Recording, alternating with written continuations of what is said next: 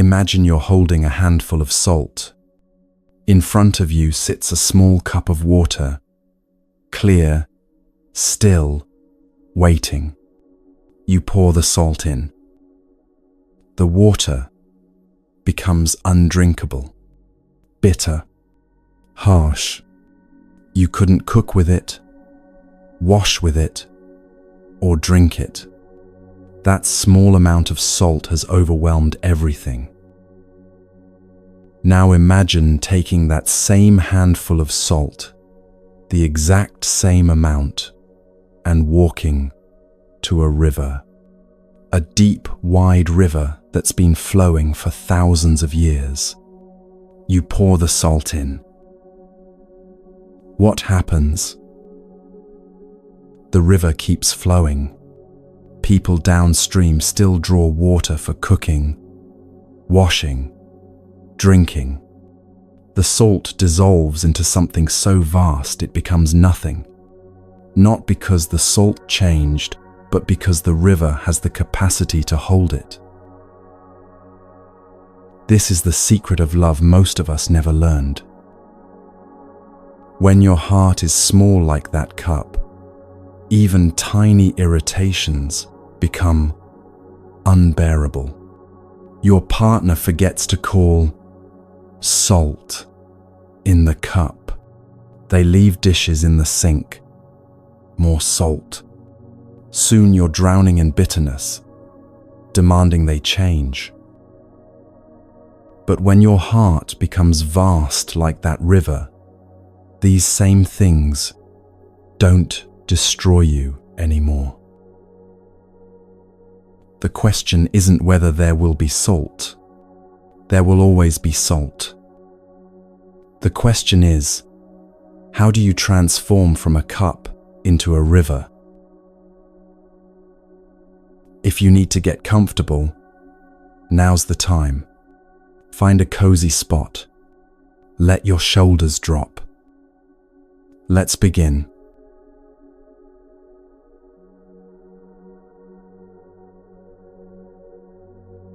Here's what nobody tells you about relationships. The problem isn't that you don't love enough. The problem is that your heart hasn't learnt to expand yet. Think about the last time someone you loved did something that made you angry. Maybe they came home late without calling. Maybe they made a joke that landed wrong. Maybe they forgot something that mattered to you.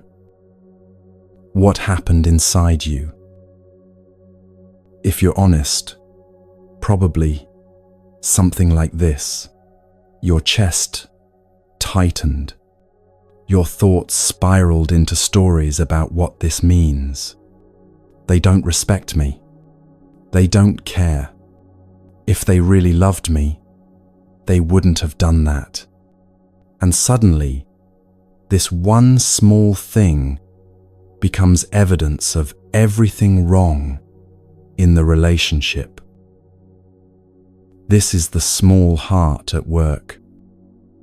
The Buddha taught that we suffer not because life brings us difficulties, but because we haven't developed the capacity to hold those difficulties without breaking. It's like trying to carry groceries when your arms aren't strong enough. The problem isn't the groceries, it's the strength you haven't built yet. When your heart is small, you need everyone around you to behave perfectly. You need the conditions to be just right. You need your partner to anticipate your needs, read your mind, never make mistakes.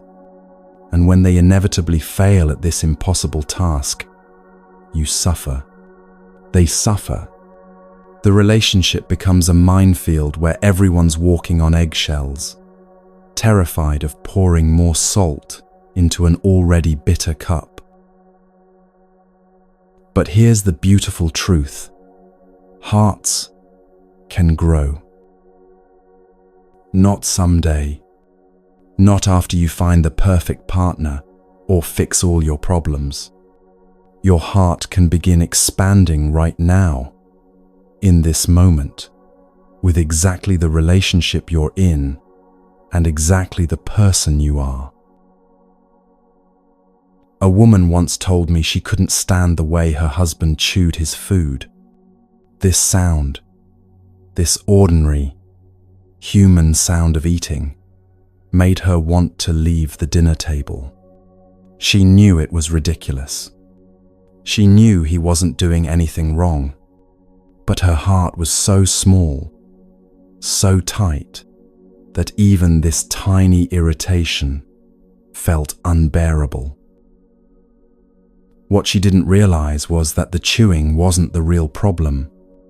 Her heart had become constricted by years of unprocessed disappointments, unexpressed needs, and unexamined expectations. The chewing was just the salt. The real issue was the size of her cup. When we practice making our hearts larger, something miraculous happens. Not that our partners suddenly become perfect, not that all irritations disappear, but we discover we have room for imperfection. We find we can hold someone's humanness without collapsing under the weight of it. This is what the Buddhist teachings call developing capacity, and it starts with understanding one simple thing: love needs food. You wouldn't expect a plant to survive without water. You wouldn't be surprised if a fire died out when you stopped adding wood. Yet somehow we expect love to sustain itself on nothing. The Buddha taught that everything needs nourishment to live, even love, especially love. Think of love as a tree growing in your garden. When you first plant it, you tend it carefully. You water it daily. You protect it from harsh weather. You watch for signs of growth with excitement. But after a few years, you stop paying attention. You assume the tree can take care of itself now. You forget to water it during dry spells. You don't notice when pests start attacking the leaves. And then one day you look up and wonder why the tree is dying. This is what happens in most relationships. In the beginning, we're attentive. We notice everything about our partner, the way they laugh, the things that bring them joy, the small gestures that mean, "I'm thinking of you." We feed the love constantly through attention, care, curiosity, presence. But over time, we stop watering. We take each other for granted. We assume love will maintain itself through sheer force of commitment or history, or the fact that we once felt something strong. We let the daily habits of distraction and busyness choke out the tender shoots of connection. A man once came to Thich Nhat Hanh and said his marriage was falling apart. They'd been together 20 years and suddenly felt like strangers. The teacher asked him, "When was the last time you really looked at your wife? Not glanced at her while scrolling your phone, not saw her as she rushed past you in the hallway, but actually stopped, turned toward her fully, and looked?" The man couldn't remember. This is how love withers. Not through dramatic betrayals or explosive fights, but through the slow starvation of inattention. But here's what changes everything. When you learn to nourish your own happiness first, you become capable of truly nourishing someone else. You can't give water if your well is dry. You can't offer shade if you're a withering tree yourself. The practice begins with you, learning to feed your own joy, peace, and contentment. This isn't selfish. It's foundational. When you know how to generate a moment of happiness for yourself through a conscious breath, a mindful step, the simple pleasure of warm sunlight on your face, you have something real to offer. You become like a full cup that naturally overflows. Your happiness nourishes others, not because you're trying to, but because that's what fullness does. The Buddhist teachings talk about this as learning the art of happiness, not the pursuit of pleasure, which is fleeting and ultimately exhausting, but the cultivation of genuine joy that comes from being fully present to life as it is. Every moment is an opportunity to practice this art. Walking from your car to your front door, that's practice. Drinking your morning tea, that's practice. Washing dishes with awareness instead of rushing through them to get to something better, that's practice. And when you practice creating happiness for yourself, something shifts in your relationships. You stop demanding that your partner be responsible for your emotional state. You stop keeping score of who's making whom happy. You stop the exhausting cycle of looking outside yourself for what can only be generated within. A tree that's well-rooted and properly nourished can weather storms that would topple a weaker tree. A love that's fed daily through mindful attention can hold difficulties that would shatter a neglected love. So ask yourself, what are you feeding your love today? Are you watering the tree or walking past it, expecting it to flourish on yesterday's rain? Let me tell you about the most common mistake people make when they say "I love you." They think love is a feeling that just happens, like catching a cold or getting struck by lightning. One day you're fine, and the next day, boom, you're in love. And if that feeling fades, well, I guess the love must be gone. But the Buddha taught something radically different. He said that understanding is love's other name.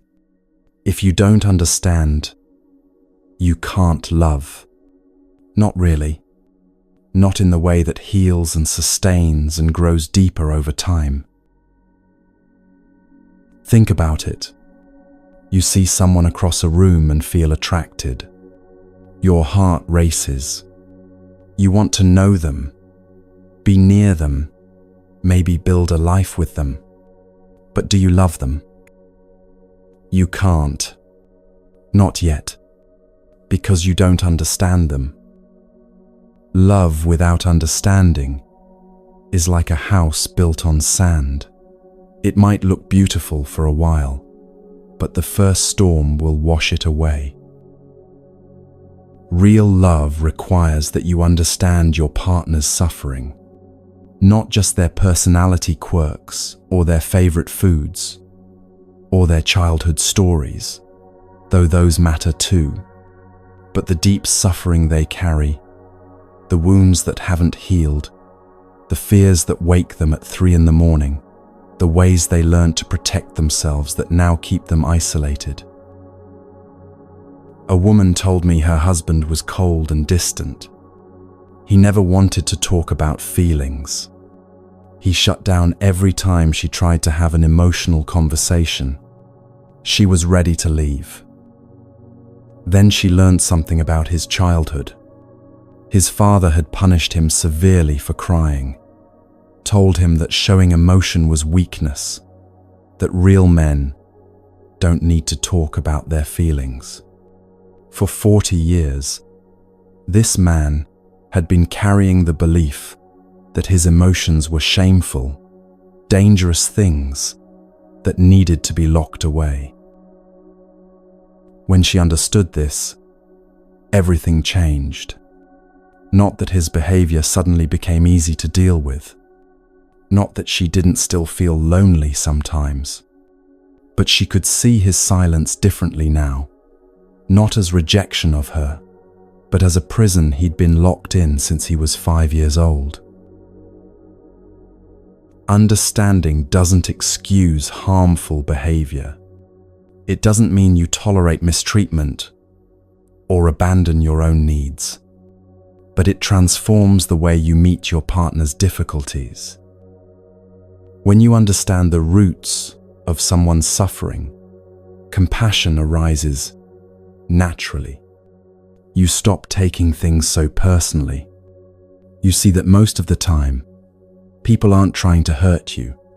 They're trying to protect themselves from their own pain, often in clumsy, unskillful ways. The Buddha said the greatest gift you can give another person is to understand their suffering, not to fix it, not to explain it away or tell them they shouldn't feel that way, just to see it clearly and say, I understand. You're not alone in this. But here's the crucial part. Before you can understand someone else's suffering, you have to understand your own. Most of us are running from our own pain so fast, we barely know it's there. We stay busy, distracted, numbed out by screens and substances and endless activity. We don't want to look at the tight knot of fear in our chest or the old wound that never quite healed. And because we can't face our own suffering, we can't recognize it in others. We get angry when our partner is anxious, instead of seeing the scared child beneath the adult facade. We feel rejected when they withdraw, instead of recognizing the same protective mechanism we use ourselves. Understanding yourself is the beginning of understanding everyone else. When you've sat with your own loneliness, you recognize loneliness in your partner. When you've faced your own fear of abandonment, you can see when your partner is acting from that same fear. This is what the teachings mean when they say, understanding is the foundation of love. It's not an abstract concept. It's the actual practice of looking deeply, first into yourself, then into the person you love, and seeing clearly what is. And when you see clearly, love isn't something you have to force or manufacture or maintain through willpower. It arises naturally, the way flowers bloom when given sunlight and water. So how do you know if what you're experiencing is real love or just attachment masquerading as love? The Buddha gave us a clear way to recognize true love. It contains specific qualities: beauty, freshness, solidity, freedom, and peace. If these elements are missing, then whatever you're calling love is something else. Let's start with beauty. Not physical attractiveness, though that might be part of it, but the beauty of being truly seen and accepted. When you're in true love, you feel more yourself, not less. You feel more alive, not diminished. There's a beauty in being known completely and loved anyway, maybe even loved more, because of, not despite, your imperfections. Then there's freshness. True love doesn't grow stale. Even after years together, there's something alive and renewing about it. Not because every day is exciting or new, but because you're both continuing to grow, to reveal new layers, to surprise each other with depths not yet explored. Solidity is next. This is the feeling of having ground beneath your feet. You're not constantly anxious about whether your partner will still be there tomorrow. You're not performing or pretending or walking on eggshells. There's a reliability, a steadiness that allows you to relax into the relationship instead of bracing against its uncertainty. Freedom is perhaps the most misunderstood. Many people think love means losing freedom, giving up your independence, your individual desires, your separate self. But true love gives you more freedom, not less. You're free to be fully yourself, free to grow in your own direction, free from the prison of pretending to be someone you're not. And finally, peace. This doesn't mean the absence of conflict or challenge, but there's an underlying peace that comes from being in alignment with what's true. When you're together, there's a settledness in your nervous system. You can breathe more deeply. The constant internal chatter of anxiety quiets down. Now think about your own relationship. Or if you're not in one, think about a past relationship or the kind of love you're hoping to find. Does it have these qualities? If you're honest, you might realize that what you've been calling love has more to do with need than with these qualities. Need for security, need for validation, need to not be alone, need to prove something to yourself or others. There's a big difference between needing someone and loving them. When you need someone, you become possessive. You want to control them, keep them close, make sure they don't change in ways that threaten your security. You feel anxious when they're away. You read threat into innocent interactions. You can't celebrate their growth if it takes them in a direction you didn't anticipate. But when you truly love someone, you want them to be free. You want them to flourish, even if that flourishing changes the shape of your relationship. You trust that if you're meant to be together, that togetherness will be strong enough to hold your individual growth. And if you're not meant to be together, then clinging won't make it true anyway. A man once asked Thich Nhat Hanh, "How do I know if I'm truly in love or just attached?" The teacher said, "Ask yourself this question. Does this relationship make me feel more alive or more afraid?" That's the test. True love generates energy, creativity, openness, joy. It might be challenging sometimes, but the overall trajectory is toward more life, not less. You feel expanded by it, not contracted. Attachment generates fear, jealousy, possessiveness, exhaustion. You might feel intense emotions, but they drain you rather than nourish you.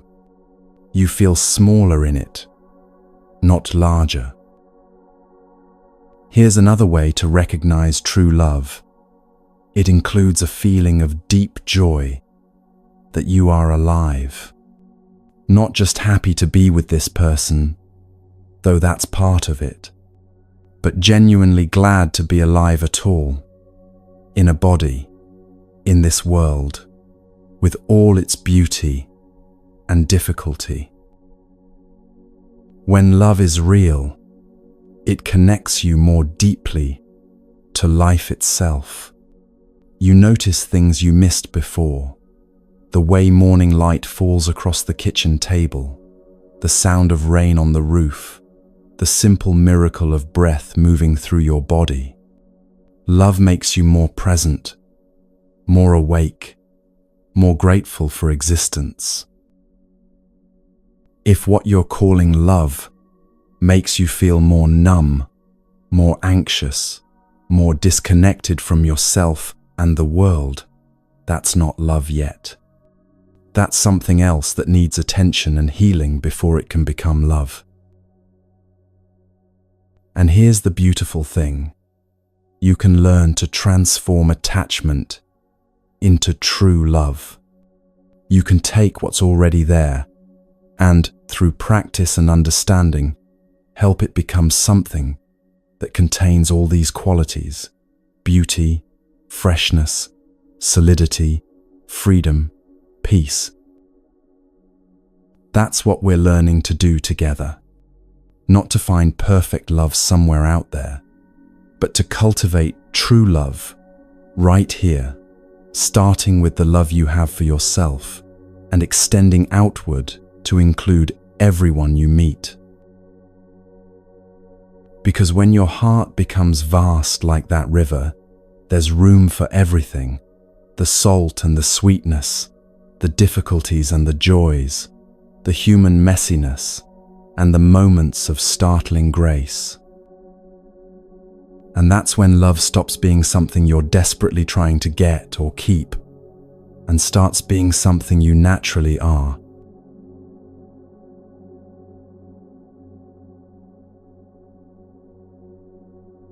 The Buddha taught that real love contains 4 elements. Not 3, not 5, 4. And here's what most of us have been getting wrong our entire lives. We think love is just a feeling that shows up uninvited, like weather. We wait for it to arrive. We panic when it seems to fade. We have no idea how to cultivate it deliberately, skillfully, like a gardener tends a living thing. But love isn't just a feeling. It's a practice made of specific elements. When these 4 elements are present, what you have is genuine love, the kind that heals, transforms, and grows deeper over decades. When they're missing, what you have might feel intense, but it won't sustain you. It won't weather the inevitable storms. The 4 elements have Sanskrit names: Maitri, Karuna, Mudita, Upeksha. But don't let the ancient language intimidate you. These aren't abstract philosophical concepts. They're practical, livable qualities you can develop, starting today.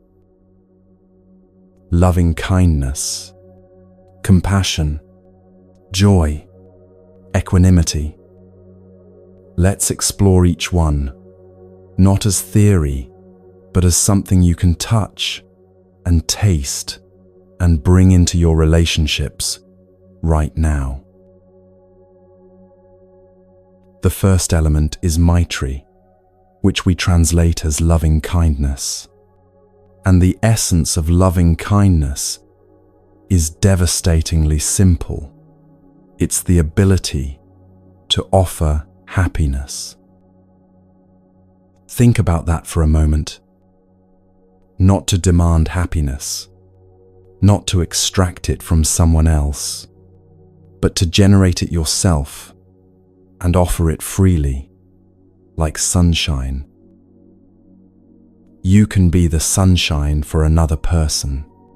This is one of the most beautiful things the Buddha ever said. You, yes, you, with all your flaws and confusion and unfinished business, can be a source of warmth and light in someone else's life. But here's the part everyone misses.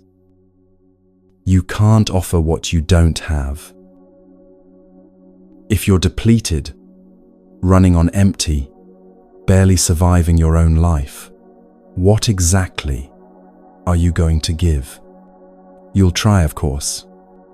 You'll push yourself to be there for your partner, to show up, to create happiness for them. But it will cost you everything, because you're drawing from an empty well. This is why the practice of loving kindness begins with you.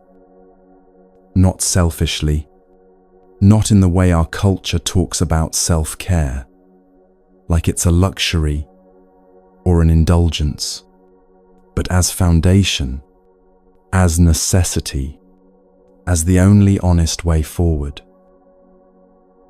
Build a home inside yourself by accepting yourself exactly as you are right now.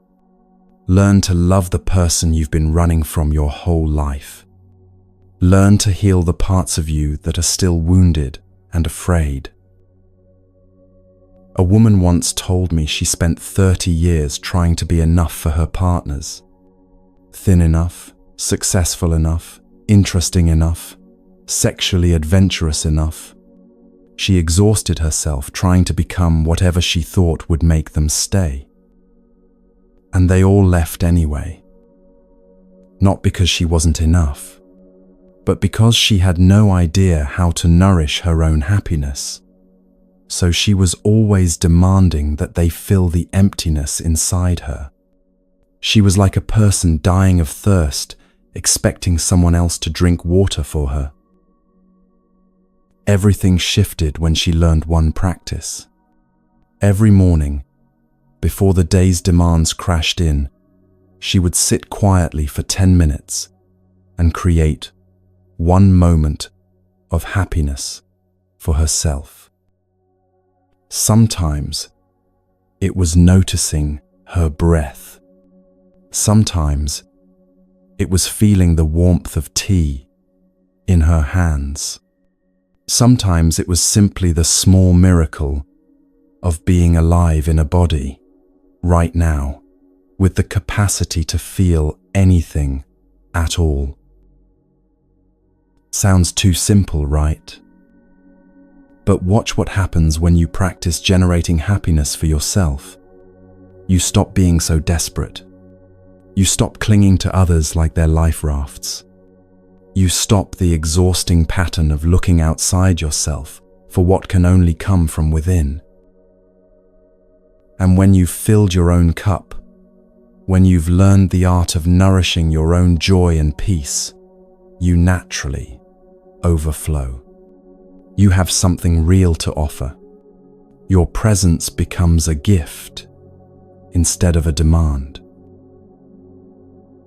The Buddha said that learning to create moments of happiness is an art. It requires practice, attention, skill. You have to learn what truly nourishes you versus what just numbs you temporarily. Scrolling your phone for 3 hours doesn't create happiness. It creates numbness. But taking 10 minutes to sit in morning light, really feeling the warmth on your skin, that creates something real. Binge watching shows until 2 in the morning doesn't create happiness, it creates escape. But having a genuine conversation with someone you love, really listening, really being there, that creates connection. Buying things you don't need doesn't create happiness. It creates temporary distraction from emptiness. But walking slowly in nature, noticing the 1,000 shades of green, feeling your feet on the earth, that creates presence. You see the difference? True happiness isn't loud or flashy. It doesn't announce itself with fireworks. It's quiet, steady, solid, like good soil that can grow anything. And when you learn to generate this kind of happiness for yourself, you become capable of genuinely offering it to others. Not because you should, not because you're trying to be a good person, but because that's what naturally happens when a cup is full. It spills over. Try this today. Find one moment to create genuine happiness for yourself, not by doing something big or impressive, but by being fully present to something simple and real. Your breath moving in and out, sunlight through a window, the taste of water, the sound of birds, the feeling of your own aliveness. Just one moment, that's all.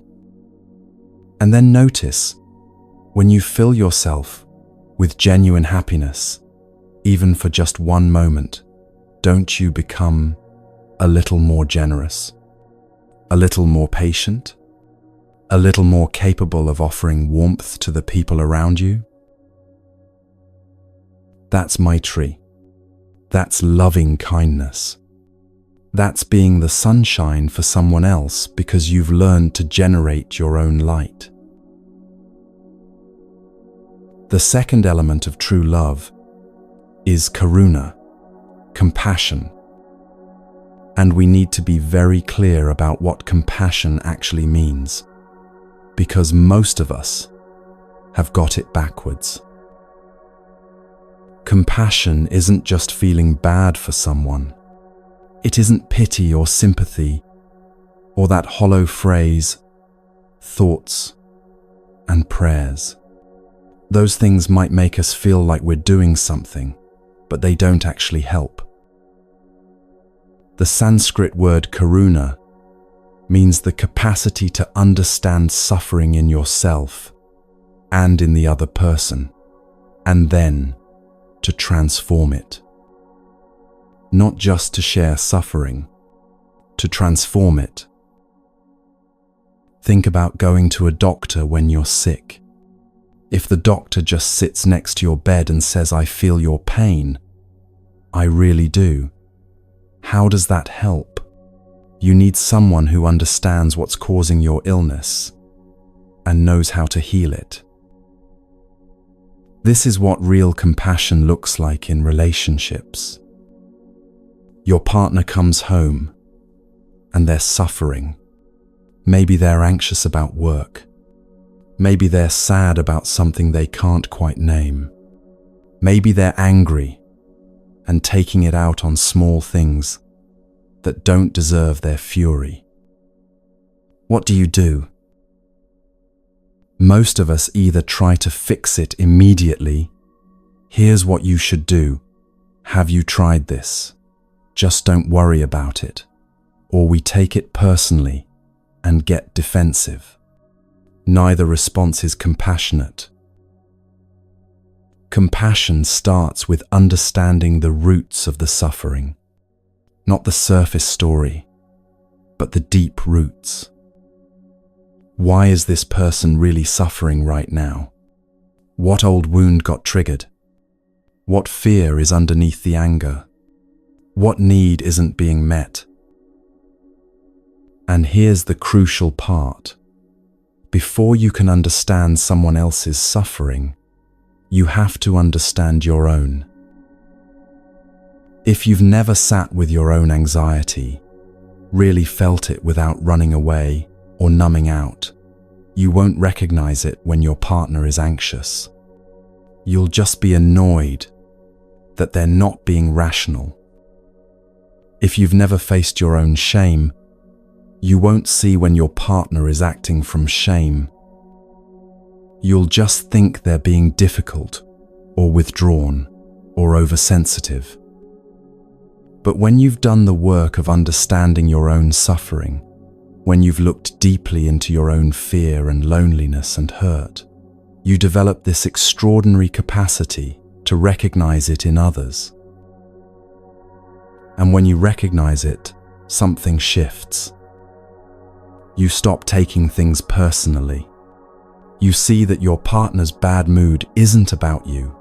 It's about the conversation they had with their mother that morning, the one that reopened a wound from childhood. You stop reacting defensively. You see that their criticism of you is actually their own self-criticism being projected outward because they haven't learned to face it directly yet. You stop the endless cycle of blame and counter-blame that destroys so many relationships. Let me tell you about a couple who came to our practice center in France. They'd been together 15 years and barely spoke anymore. Every conversation turned into an argument. Every argument reinforced their belief that the other person just didn't understand them. We taught them one practice. Every evening, they would sit together for 15 minutes. One person would speak about their suffering, not blaming the other person, just honestly sharing what hurt, while the other person just listened, really listened, without interrupting, without defending, without trying to fix anything. Just listened with the intention to understand. The first few times were terrible. The speaker couldn't get through 2 sentences without accusations. The listener couldn't stay present without their defenses rising up. But they kept practicing. And slowly, something remarkable happened. As each person felt truly heard, maybe for the first time in years, their suffering began to transform. Not because anything changed externally, but because suffering needs to be witnessed to begin healing. The husband discovered that his wife's constant criticism wasn't about him being inadequate. It was about her own father who never thought anything she did was good enough. She'd been unconsciously recreating that dynamic, trying to fix an old wound through their marriage. The wife discovered that her husband's emotional distance wasn't because he didn't love her. It was because he'd learned as a boy that showing emotion meant getting hurt. So he'd built walls so thick, even he couldn't find the door anymore. Understanding changed everything. Not that their problems disappeared. Not that suddenly everything was easy. But when you understand the roots of someone's suffering, you can help them heal instead of making it worse. This is what the Buddha meant when he said compassion is the capacity to remove and transform suffering. Your lover should be your healer, and you should be theirs. Not in the sense of having all the answers, not in the sense of fixing everything, but in the sense of understanding deeply enough that your very presence becomes medicine. When you truly understand someone, they feel less alone, and feeling less alone is the beginning of all healing. So the practice is this: look deeply into your own suffering first. Don't run from it. Don't numb it. Don't pretend it isn't there. Sit with it. Breathe with it. Get curious about where it came from and what it needs. And then, from that understanding, you'll naturally develop the capacity to sit with someone else's suffering without flinching, without needing to make it go away immediately, without taking it personally. That's compassion. That's karuna. That's the medicine your relationships have been starving for. The third element of true love is mudita, joy. And this might be the most misunderstood of all 4 elements. Joy isn't excitement. It isn't the adrenaline rush of new love or the dopamine hit of getting what you want. It isn't even happiness in the way we usually think about happiness. Joy is the capacity to be genuinely glad that life exists, that you exist, that this person you love exists, that right now, in this moment, you're both alive and sharing this brief, beautiful, strange experience of being human. When you know how to generate joy, it nourishes both you and the person you love. Your presence becomes an offering, like fresh air, or spring flowers, or bright blue sky. Not because you're performing happiness, not because you're faking positivity or pretending everything's fine when it isn't, but because you've learned to access the joy that's always available underneath all the noise and worry and suffering. Let me tell you what this looks like in practice. A man told me his wife was depressed. She'd been struggling for months, maybe years. Some days, she could barely get out of bed. He felt helpless, frustrated, sometimes angry that she couldn't just snap out of it. I asked him, "When was the last time you felt genuine joy?" He couldn't remember. He'd been so focused on his wife's suffering, so absorbed in trying to fix her depression, that he'd forgotten how to access his own aliveness.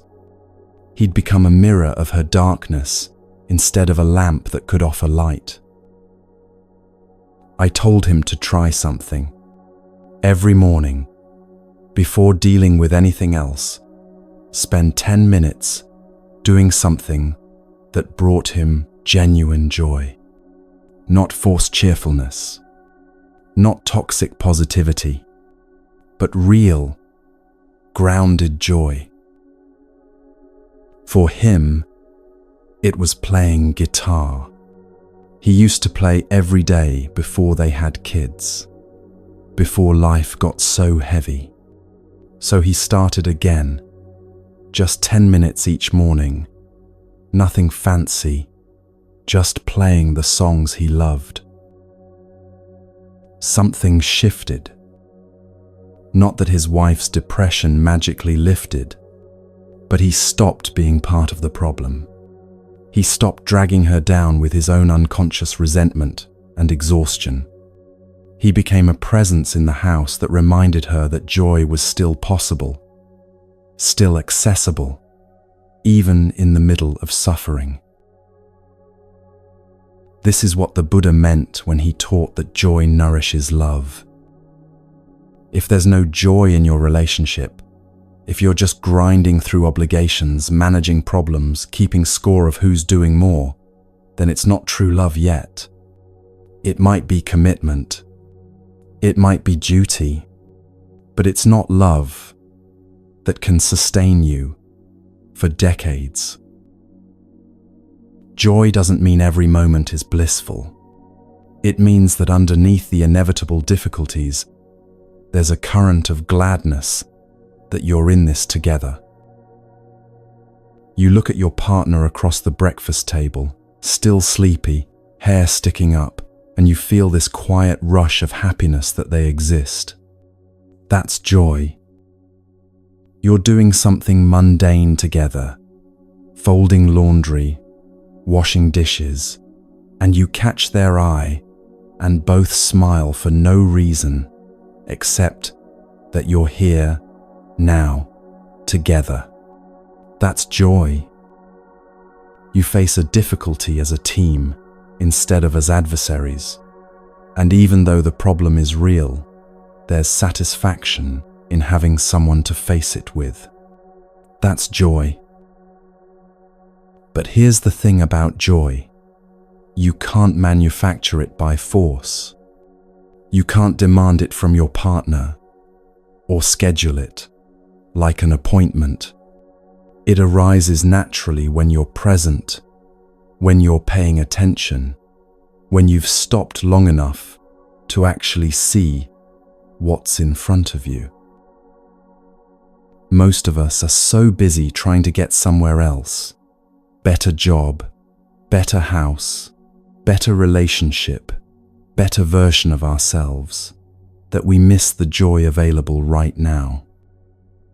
The Buddha taught that joy comes from touching the present moment deeply, not thinking about it, not analyzing it, but actually being here, now, fully alive to what is. Try this. Next time you're with the person you love, stop for just 10 seconds. Don't do anything. Don't say anything. Just look at them. Really look. And let yourself feel grateful that this person exists, that you get to know them, that your life has intersected with theirs. That's joy. Simple, quiet, profound joy. And when you practice accessing this joy regularly, something beautiful happens. You become someone who lifts others up instead of weighing them down. Your presence becomes a gift. People feel lighter around you, not because you're forcing cheerfulness, but because you've remembered how to access the natural joy of being alive. If you're listening to this in the middle of the night, feeling alone, feeling like joy is impossible right now, I want you to know that joy is still there. It's in your next breath. It's in the fact that your heart is still beating. It's in the miracle that you're conscious, aware, capable of knowing that you're alive. You don't have to feel it right now. You just have to know it's there, waiting, like spring, waiting underneath frozen ground. The fourth element of true love is upeksha, equanimity. This might sound abstract, but it's actually the most radical and transformative element of all. Equanimity means there's no longer a boundary between you and the person you love. You are them, and they are you. Your suffering is their suffering. Your happiness is their happiness. Not in a codependent way where you lose yourself. Not in an unhealthy way where you can't tell where you end and they begin, but in a deep spiritual way where you recognize the fundamental interconnection between all things. The Buddha taught that the separation we feel between self and other is an illusion, a useful illusion sometimes, but an illusion nonetheless. In reality, we interare, we interexist with everything and everyone. Think about your body for a moment. You have 10 fingers on 2 hands. When your left hand hurts, does your right hand say, "That's your problem, not mine"? Of course not. Your right hand immediately goes to help because they're both part of the same body. This is how true love works. When your partner suffers, you don't think that's their problem to deal with. Their suffering is your suffering because you're not actually separate beings trying to navigate life side by side. You're expressions of the same life force, temporarily appearing as 2 people. A woman told me about the moment she finally understood this. Her husband had been diagnosed with a serious illness. She was terrified, heartbroken, angry at the unfairness of it. For weeks she thought about what would happen to her if he died. How would she cope? What would her life become? How could she survive alone? Then one night, sitting beside his hospital bed, something shifted. She stopped thinking about herself entirely. She just felt his fear, his pain, his sadness about possibly leaving their children too soon. And in that moment, she realized his suffering was her suffering. Not because she was so empathetic or such a good wife, but because there actually was no real boundary between them. They were two waves in the same ocean, and what happened to one wave affected the whole ocean. This understanding didn't make the illness less devastating, but it changed how she met it. She stopped being so afraid for herself and became completely present to him. She stopped asking, "Why is this happening to us?" and started asking, "How can I help you suffer less?" That's equanimity. That's upeksha. That's the dissolution of the false boundary between self and other. But let's be clear about what this doesn't mean. It doesn't mean you lose yourself in the relationship. It doesn't mean you have no individual needs or boundaries or identity. It doesn't mean you tolerate mistreatment because there's no separation. The Buddha taught non-discrimination, not self-annihilation. You're still you. They're still them. But you recognize that underneath the surface appearances, you're part of the same flow of life.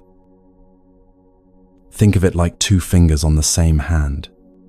The little finger doesn't have an inferiority complex, wishing it were as big as the thumb. The thumb doesn't have a superiority complex, demanding that all the other fingers obey it. Each finger has its own shape and function, but they collaborate perfectly because they're part of one hand. This is what relationships look like when equanimity is present. You're not competing with your partner about whose needs matter more. You're not keeping score of who's giving more or getting less.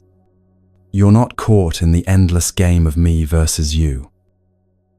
Instead, there's a natural collaboration.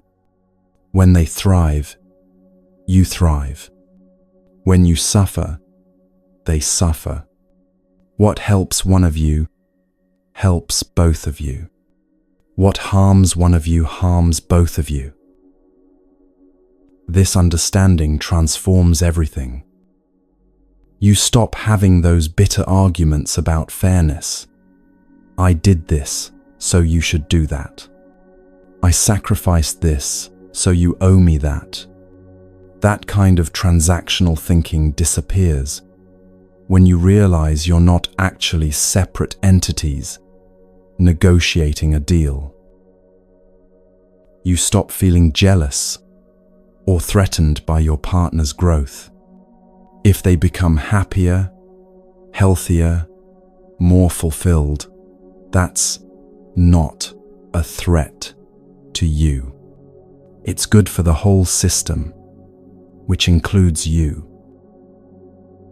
You stop the exhausting pattern of trying to change them into who you think they should be.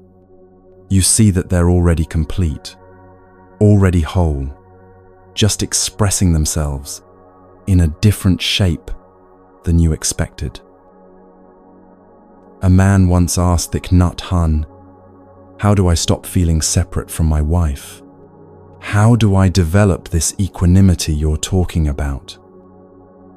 The teacher said, "Look at her deeply and see that she is made of the same elements you are. Stars died so that both of you could exist. The same earth grew the food that became your bodies. The same air moves through both your lungs. You are not two separate things that happen to meet. You are two expressions of the same miraculous universe. becoming conscious of itself. When you see this, really see it, not just intellectually understand it, everything changes. Love stops being about getting your needs met. It stops being about finding someone to complete you. It becomes about recognizing that you were never actually separate, never actually incomplete, never actually alone. And from that recognition, love flows naturally, the way water flows downhill, the way flowers bloom in spring, the way your breath moves in and out without effort. This is the fourth element. This is what makes love true and lasting and capable of holding anything life brings. When all four elements are present, loving kindness, compassion, joy, and equanimity, what you have isn't just a relationship. It's a sanctuary. It's a practice ground for becoming fully human. It's a place where suffering can be transformed and joy can multiply, and two people can discover they were never actually two at all. This is what the Buddha taught about love, not as romantic fantasy, not as impossible ideal, but as practical reality available to anyone willing to practice these four elements with patience and sincerity. And the beautiful thing is, you don't have to master all four elements at once. You just start where you are. Maybe today you practice generating one moment of joy. Tomorrow you practice understanding your own suffering a little better. Next week you remember to see your partner as not separate from you. Little by little, practice by practice, these elements become part of who you are, and your love transforms from something fragile and conditional into something vast and spacious and capable of holding the whole world.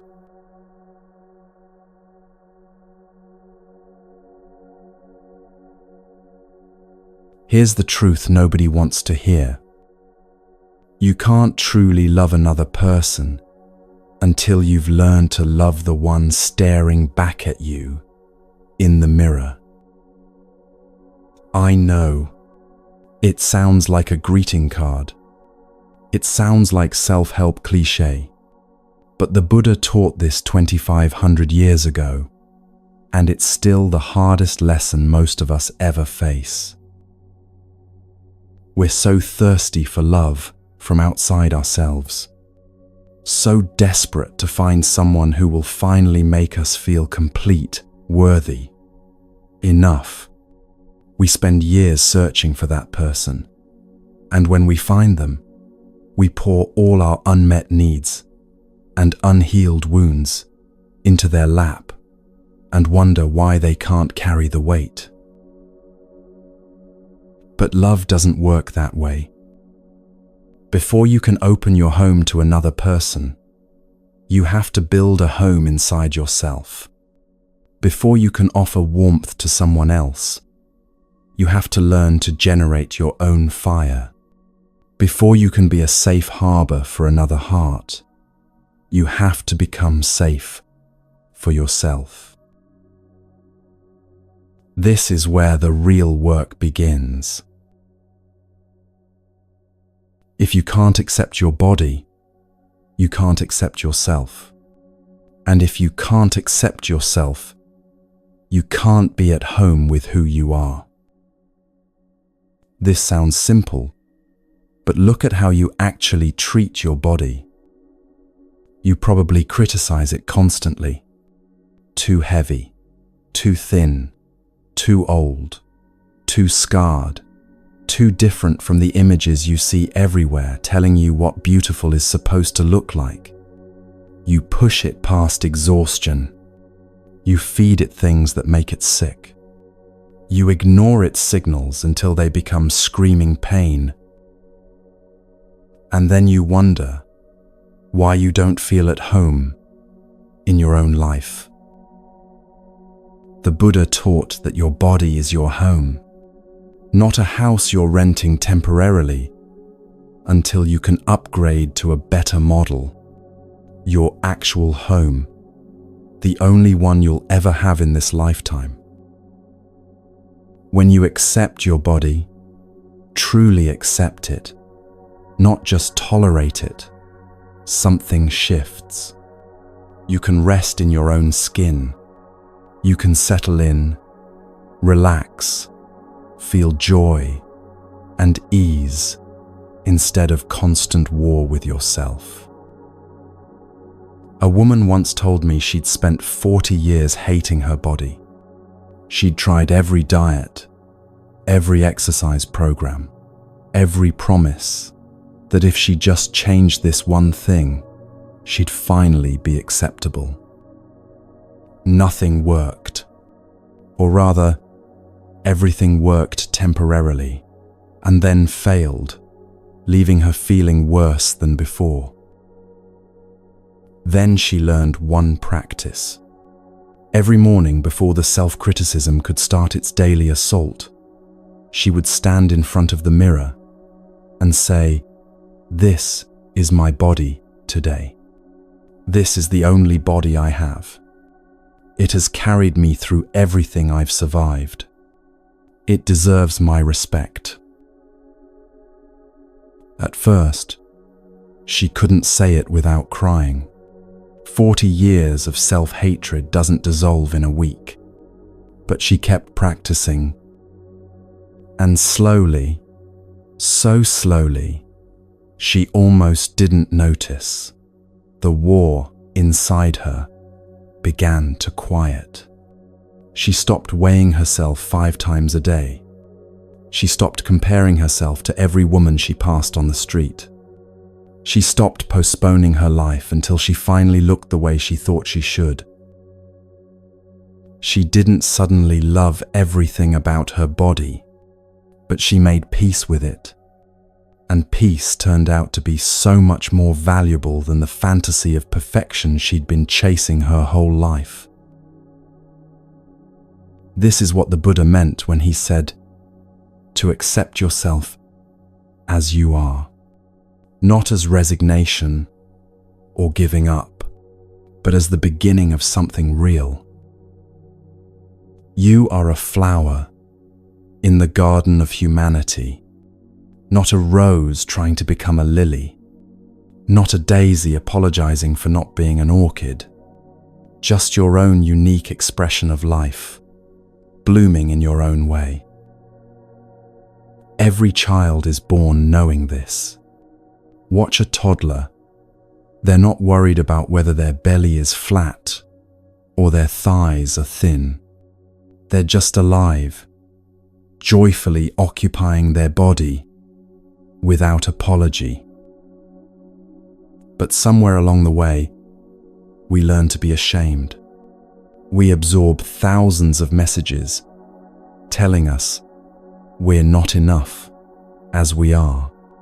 That if we just buy this product, follow this program, achieve this look, then we'll finally be acceptable. These messages are lies. You don't need to be someone else. You don't need to wait until you're thinner, younger, more successful, more anything before you deserve love, including love from yourself. As you practice building a home in yourself, accepting yourself exactly as you are right now, you become more beautiful. Not because your appearance changes, though it might, but because you start radiating something that no amount of external perfection can create. The beauty of someone who is at peace with themselves. People feel this. They're drawn to it without knowing why. Because in a world where everyone is performing, pretending, exhausting themselves trying to be someone they're not. A person who is genuinely comfortable in their own skin is magnetic. So start today. Look at yourself, really look, and practice acceptance. Not fake positivity, not pretending you have no insecurities or areas you'd like to improve. Just honest acceptance that this is who you are right now, and that's enough to begin with.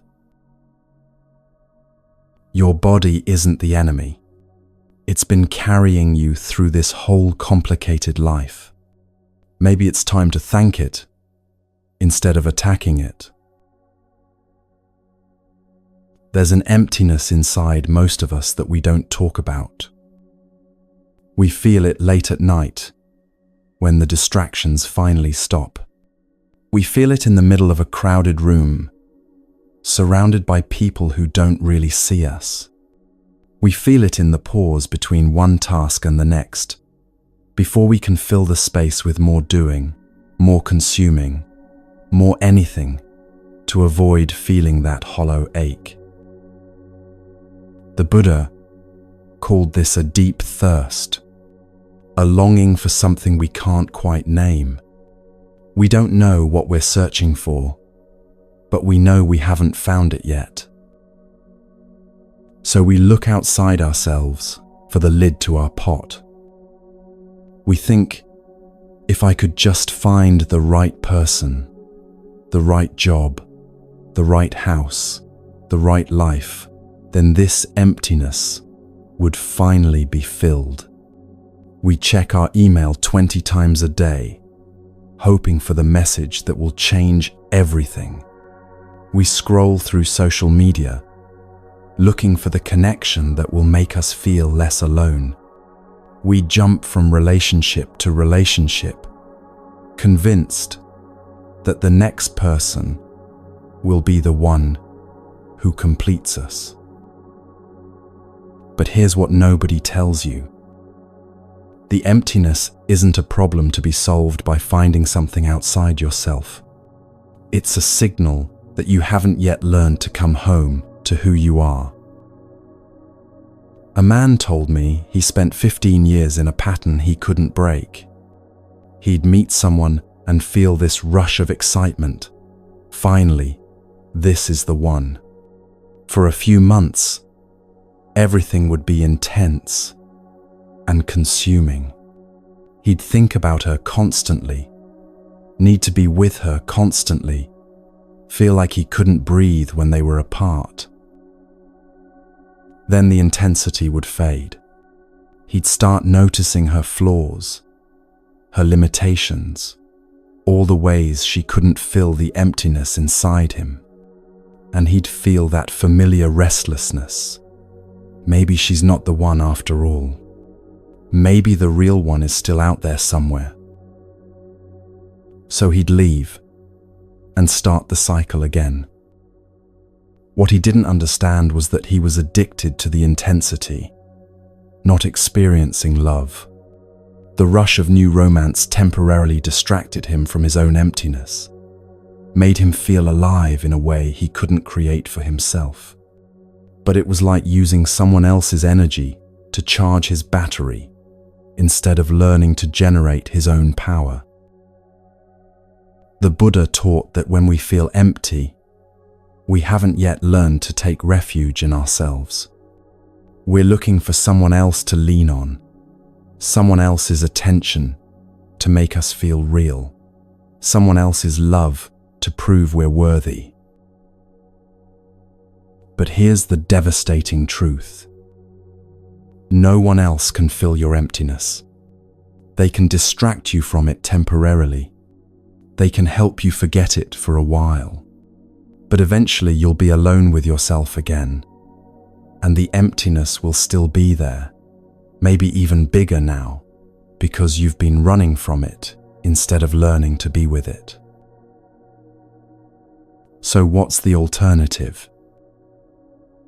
You turn toward the emptiness instead of away from it. You stop trying to fill it and start trying to understand it. What is this feeling really? Where does it come from? What does it need? When you look deeply, not running away, not numbing out, not immediately reaching for a distraction, you start to see something unexpected. The emptiness isn't actually empty. It's full of unprocessed grief, unmet needs, unspoken longings, parts of yourself you've been rejecting for so long, you forgot they were there. A woman discovered this after her third divorce. Instead of immediately looking for someone new, she forced herself to sit with the loneliness she'd been running from her entire adult life. At first, it was unbearable. She'd never felt so alone. But she stayed with it, breathing through the discomfort, not trying to make it go away. And gradually, she started to hear what the loneliness was trying to tell her. She was lonely for herself, for the parts of herself she'd abandoned to fit into relationships, for the dreams she'd postponed waiting for someone else to validate them, for the woman she'd never allowed herself to be, because she was so busy trying to be what others needed. When she finally understood this, everything changed. Not that she stopped wanting connection. We're human. We need each other. But she stopped looking for someone else to complete her and started completing herself. She learned to generate the energy of mindfulness to take care of herself. She learned to sit with her suffering without needing someone else to fix it. She learned that she could be her own refuge, her own source of comfort, her own best friend. And then, only then, was she ready for a real relationship.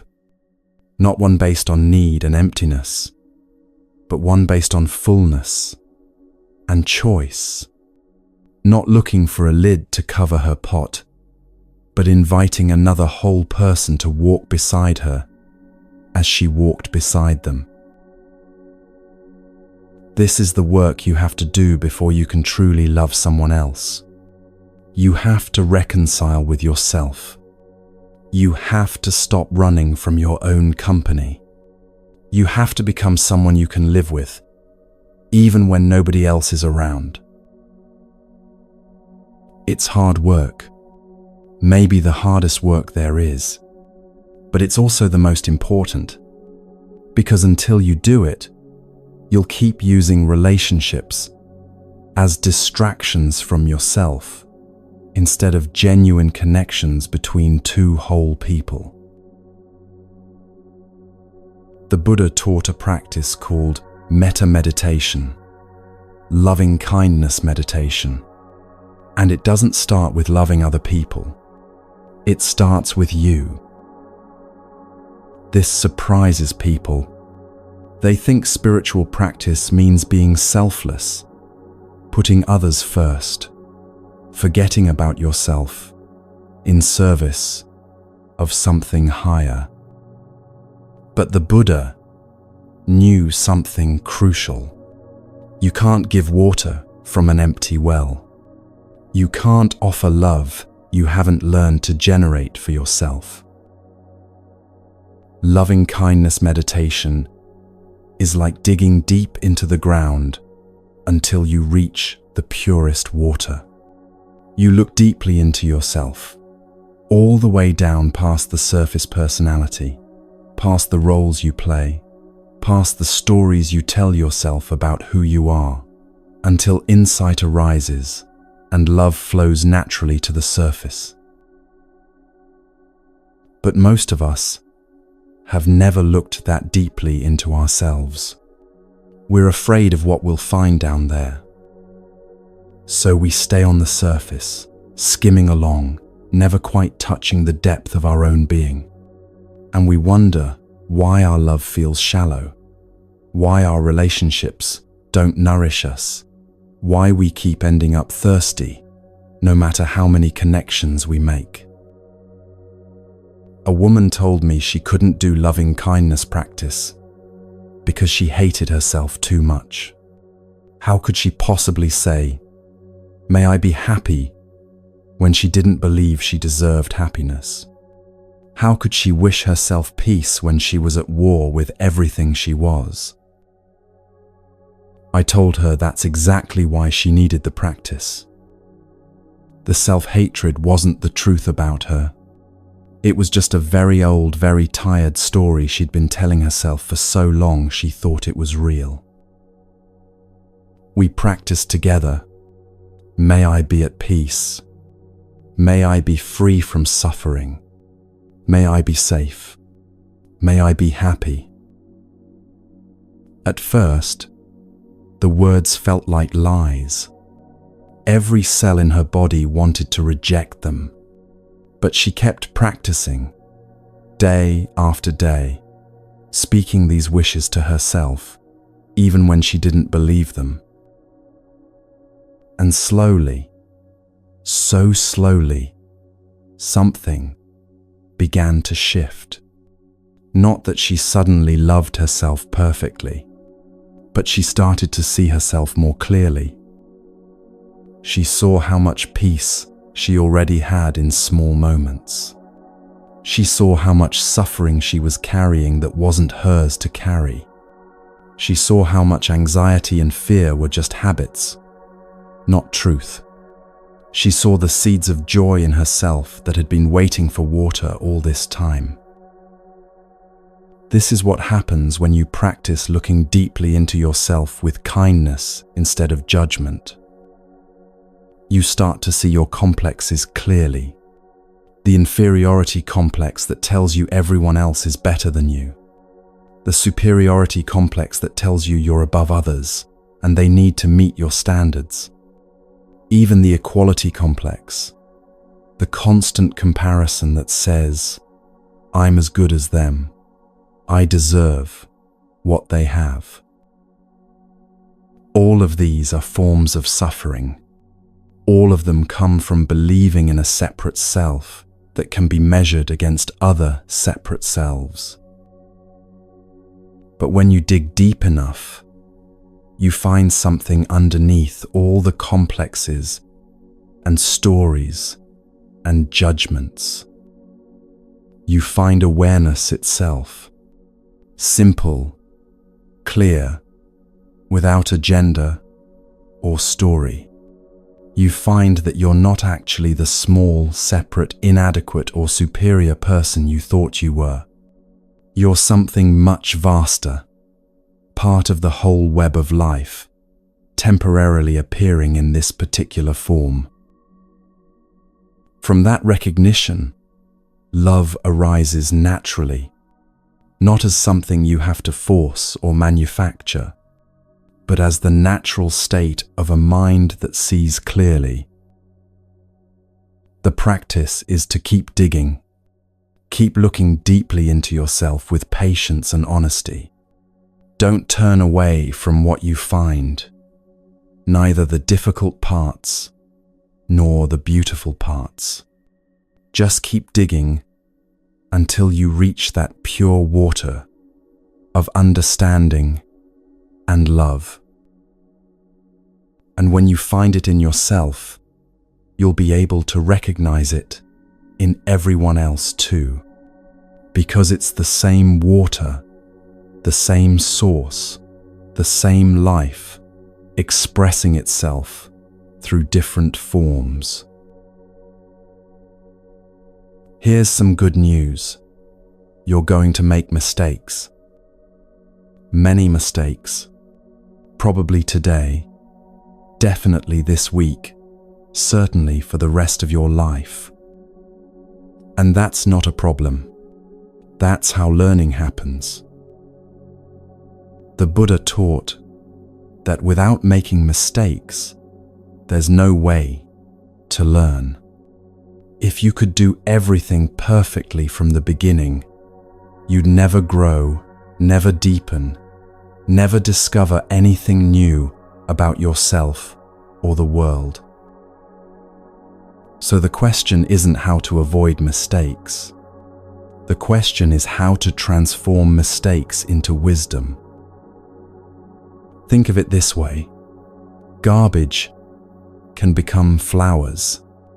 If you know how to compost, all your kitchen scraps and yard waste turn into rich soil that grows beautiful things.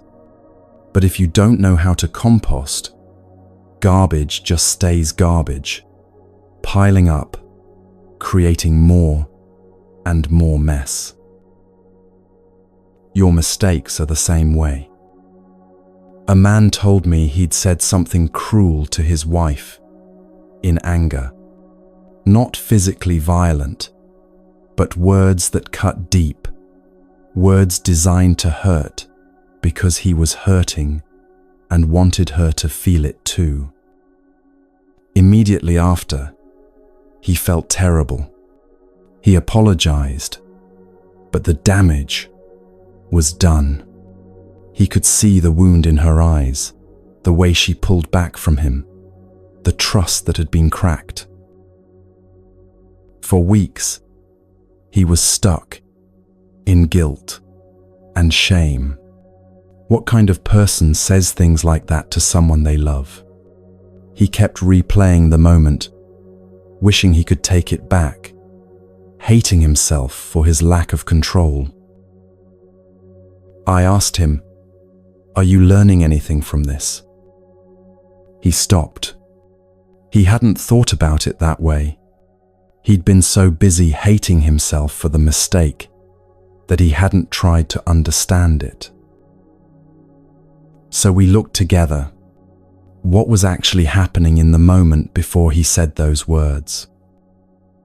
He'd felt scared. His wife had said something that triggered an old wound, his mother's constant disappointment in him as a child. Instead of recognizing the fear and sitting with it, he'd lashed out to avoid feeling vulnerable. Understanding this changed everything. The mistake wasn't random cruelty, it was unskillful protection of an old wound. Once he saw this clearly, he could learn from it. Now, when he feels that particular fear rising, he recognizes it. He can take a breath instead of immediately reacting. He can tell his wife, "I'm feeling triggered right now. I need a moment," instead of attacking her. The mistake became compost. It turned into wisdom he could use for the rest of his life. This is what the Buddha meant when he said to think of behavior in terms of skillfulness rather than good and bad. You're not a bad person when you make mistakes. You're an unskilled person learning to be more skillful. Goodwill isn't enough. You can love someone deeply and still hurt them if you don't have the skills to express that love wisely. You can mean well and still cause suffering if you don't understand how your words and actions land on someone else. But skills can be learned. That's the beautiful thing. Walking mindfully is a skill. Eating with awareness is a skill. Breathing consciously when you're angry is a skill. Speaking truthfully without cruelty is a skill. Listening deeply without defending is a skill. Every moment is an opportunity to practice these skills. And every mistake is an opportunity to see where you're still unskillful and need more practice. So when you mess up, and you will, don't waste the opportunity by drowning in guilt or shame. Look clearly at what happened. Understand the roots of the unskillful behavior. See what you can learn, and practice doing better next time. That's how you transform garbage into flowers. That's how mistakes become the fertilizer for your growth, instead of the poison that keeps you stuck.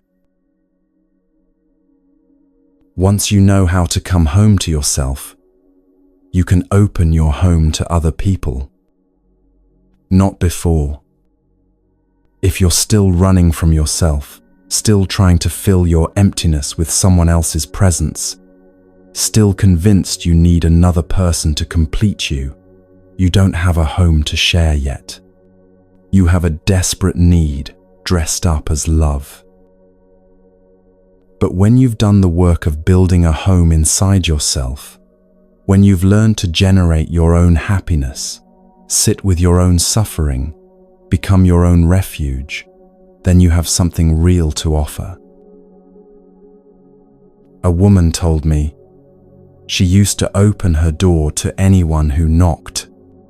She was so desperate not to be alone that she'd let people into her life who didn't respect her, didn't see her, didn't even particularly like her. She thought having someone, anyone, was better than having no one. It took years of painful relationships before she learned to close the door. Not to lock it forever, but to be selective about who she invited in.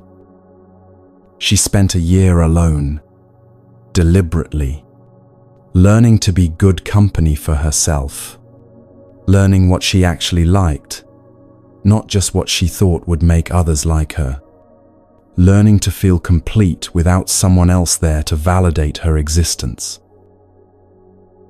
At first, it was terrifying. The silence felt like it would swallow her, but gradually, the silence became peaceful.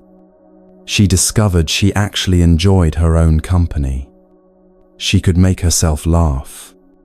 She could comfort herself when sad. She could create happiness without needing anyone else to provide it. And then, only then, was she ready to open her door again. But this time, from a completely different place. She wasn't inviting someone in to save her from loneliness. She was inviting someone in to share the fullness she'd already created. She wasn't looking for someone to complete her. She was looking for another, complete person to walk beside. The Buddha taught that both people in a relationship need to do this work. You need to heal yourself and get warm inside so you have something to share. The other person needs to do the same. Otherwise, what happens? Two lonely people trying to cure each other's loneliness. Two empty people trying to fill each other's emptiness. Two wounded people making each other's wounds worse. That's not love. That's mutual desperation. Real love happens when two people who have learned to be home for themselves choose to build something together. Not because they need to, but because they want to. Not to escape loneliness, but to share joy. This is why coming home to yourself has to happen first. Not because relationships aren't important. They're one of the most important things in life. But because you can't truly meet another person until you've learned to meet yourself. So, if you're listening right now and feeling like you're not ready, like you have too much work to do on yourself before you can be in a relationship, good. That awareness is the beginning of wisdom. Do the work. Build your home. Learn to generate your own light and warmth. Become someone you genuinely enjoy being with.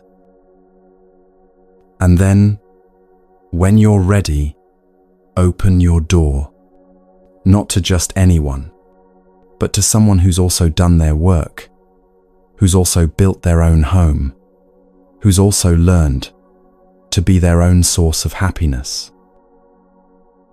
When two people like that meet, something beautiful becomes possible.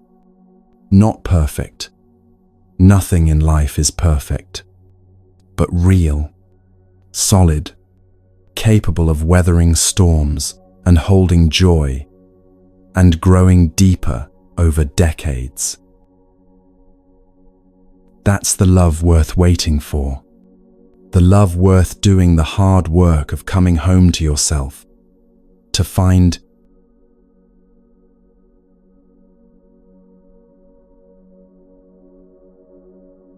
most relationship suffering comes down to this. We've forgotten how to truly listen, and we've forgotten how to truly speak.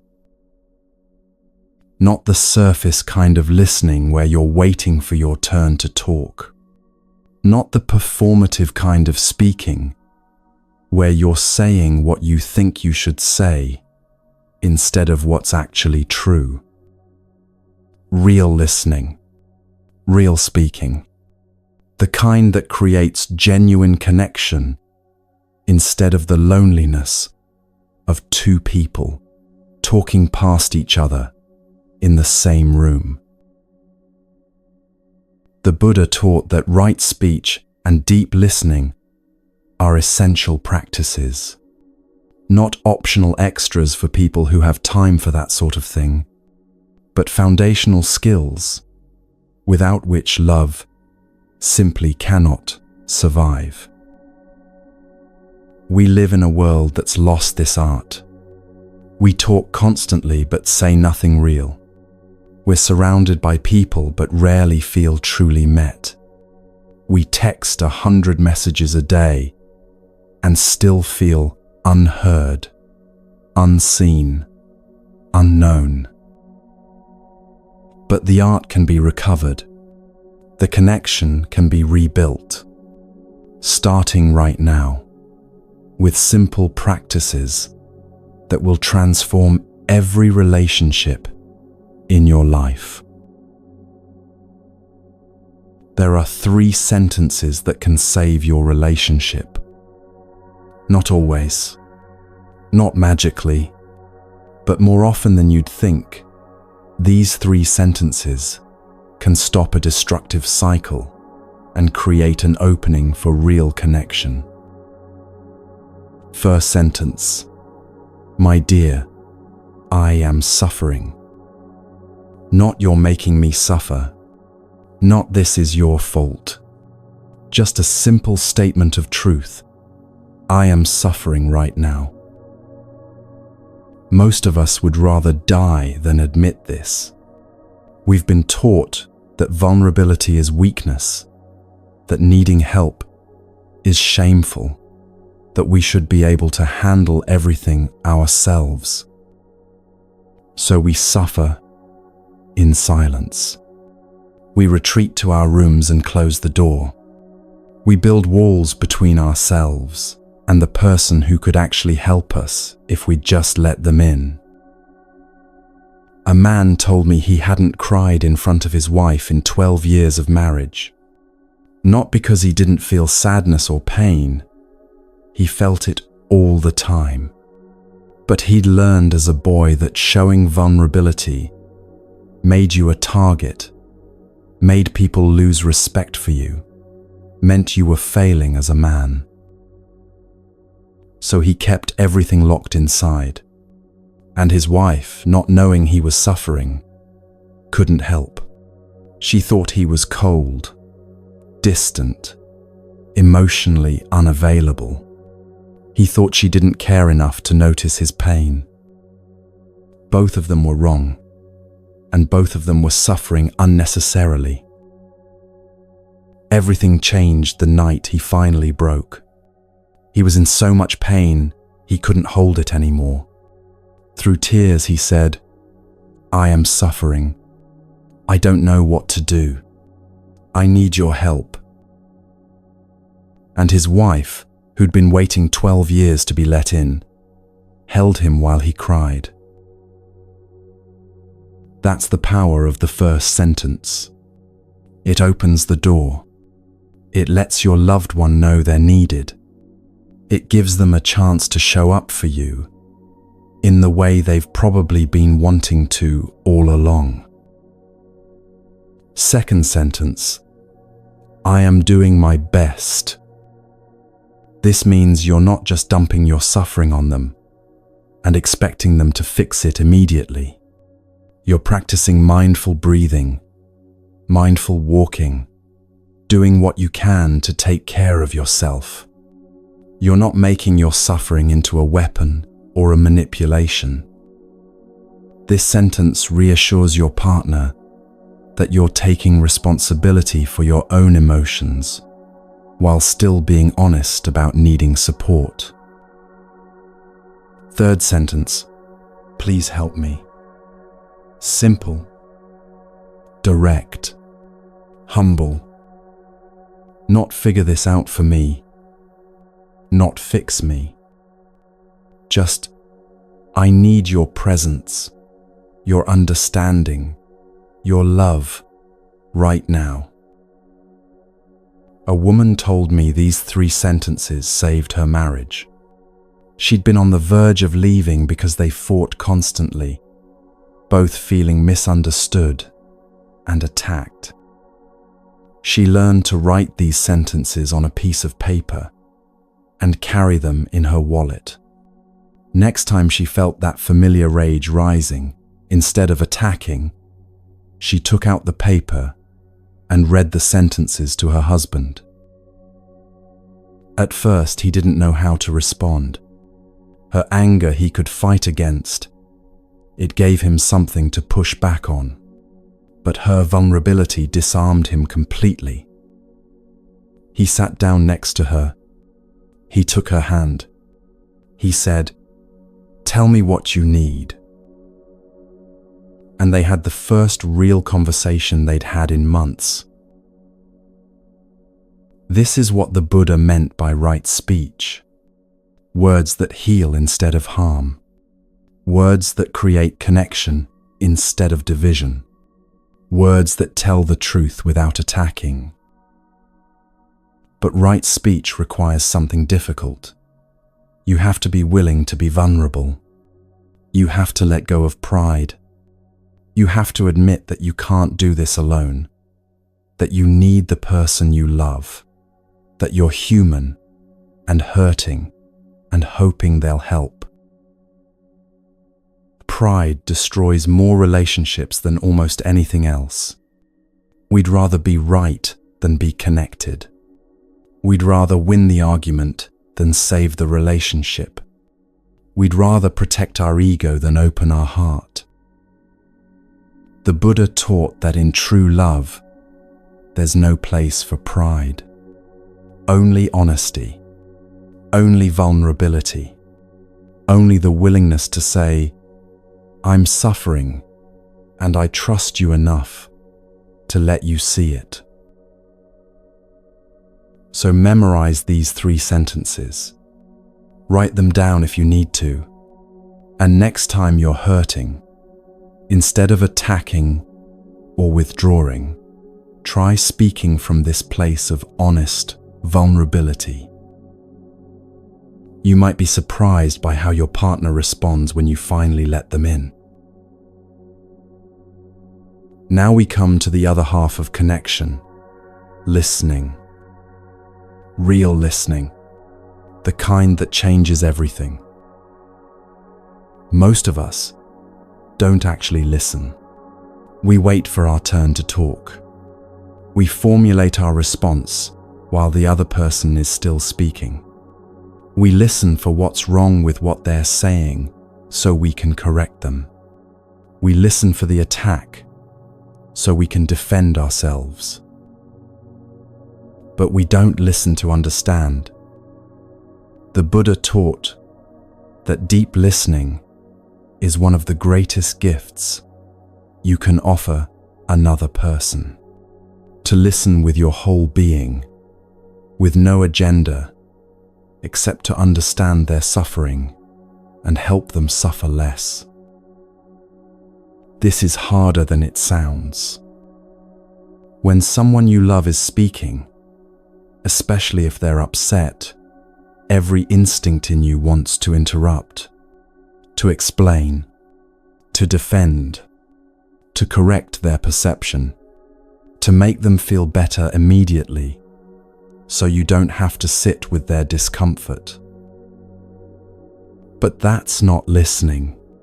That's self-protection disguised as helping. Real listening means you stay present, even when what they're saying is hard to hear, even when they're wrong about some things, even when you want desperately to defend yourself or explain your side. You just listen. There was a couple at our practice center who hadn't really talked in years. They lived together, raised children together, functioned as a team, but they'd stopped truly communicating. We taught them a practice. Every evening, sit together for 15 minutes. One person speaks while the other listens, truly listens, with no interruption, no response, no fixing.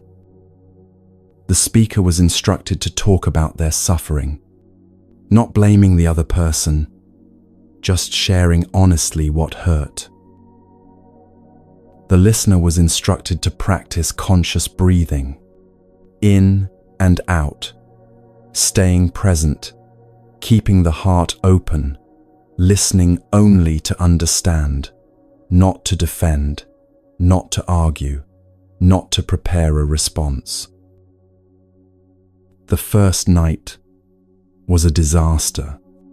The wife started speaking, and within 30 seconds was accusing the husband of things he'd done years ago. The husband tried to listen but couldn't stay present. He was too busy building his defense. But they kept practicing, and slowly, something shifted. As the wife felt genuinely heard for the first time in years, her accusations softened into vulnerability. As the husband practiced staying present without defending, he started to actually understand what she'd been trying to tell him all along. She wasn't trying to attack him. She was trying to reach him. She'd just never learned how to do it without weapons, because she'd never felt safe enough to put them down. And he wasn't refusing to hear her because he didn't care. He was defending himself because he felt constantly under attack and didn't know how else to survive. When they both learned to listen deeply, when they finally heard each other underneath the defenses and accusations, they rediscovered why they'd fallen in love in the first place. This is the power of deep listening. It's not passive. It's one of the most active, demanding practices you can do. You have to breathe consciously to stay present. You have to keep your heart open when everything in you wants to close down. You have to resist the urge to interrupt, explain, defend, or fix. You just listen, with patience, with compassion, with the genuine intention to understand this person you love, instead of being right about them. The Buddha said that sometimes the other person will say things based on wrong perceptions. They'll be incorrect about some facts.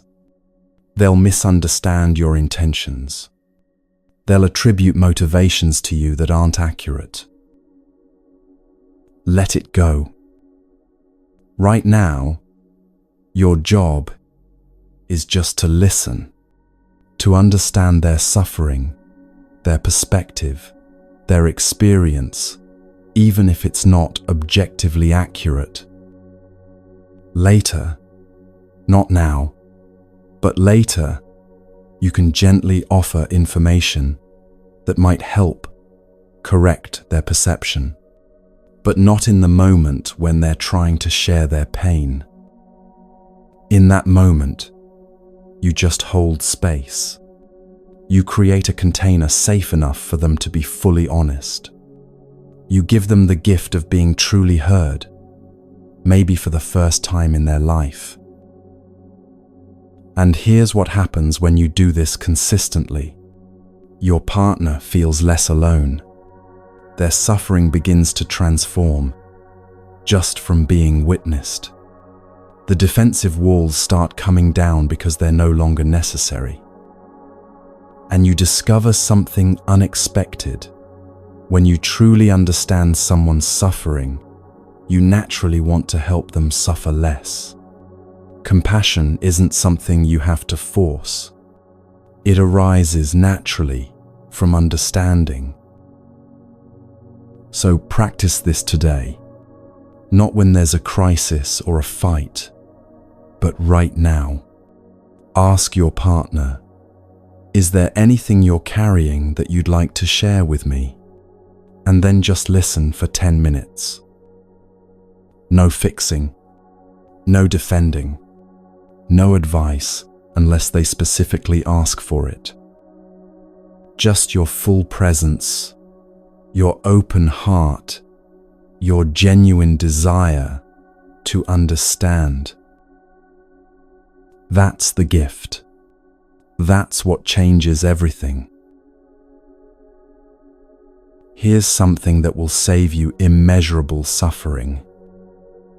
Most of the time, when you're angry or hurt or convinced your partner did something to harm you deliberately, you're wrong about at least part of it. Not because you're stupid or delusional, but because we're all subject to wrong perceptions all the time about everything. The Buddha taught this with a simple example. You stand with friends watching the sunset. You're absolutely certain you're seeing the sun set below the horizon.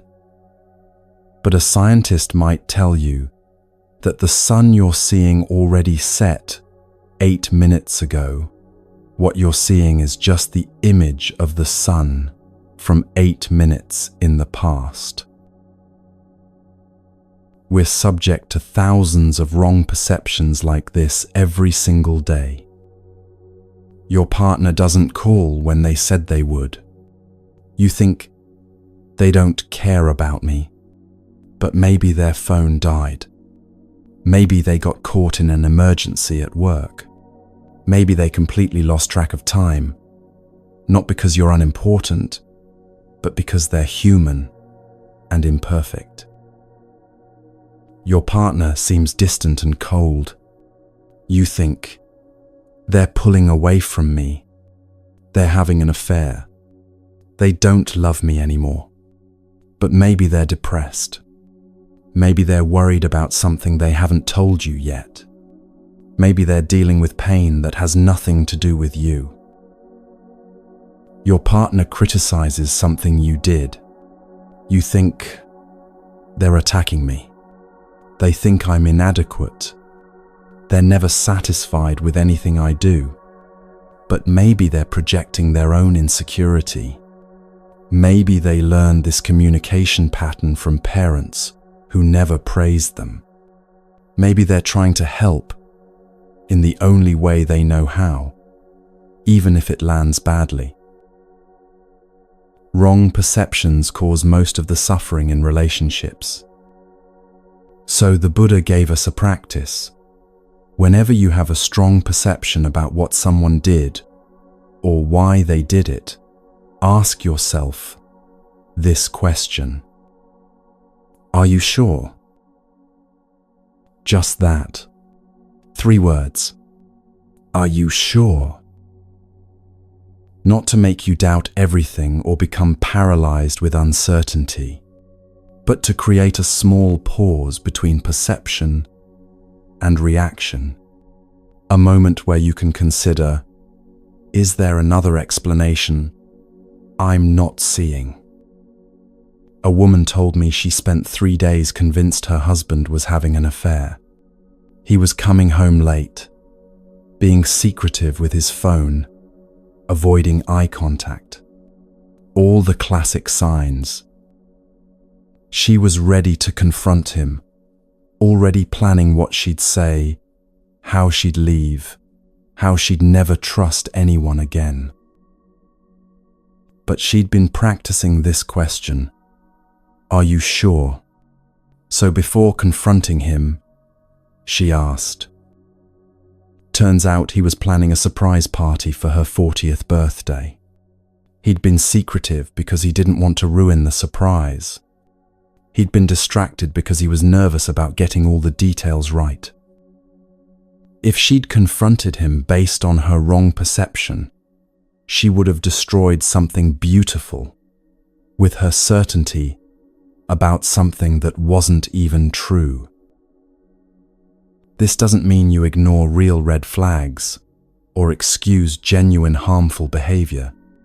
It means you hold your perceptions lightly enough to ask, am I seeing this clearly, or am I seeing it through the lens of my own fear, past experiences, insecurities? The practice is simple but not easy. When you feel that surge of certainty, I know exactly what they meant. I know exactly why they did that. I know they're trying to hurt me. Pause. Take a breath. Ask yourself, are you sure? Then, instead of reacting from your perception, check it. Ask your partner, when you said that, what did you mean? When you did that, what was happening for you? Give them a chance to explain before you decide you know their motivations better than they do.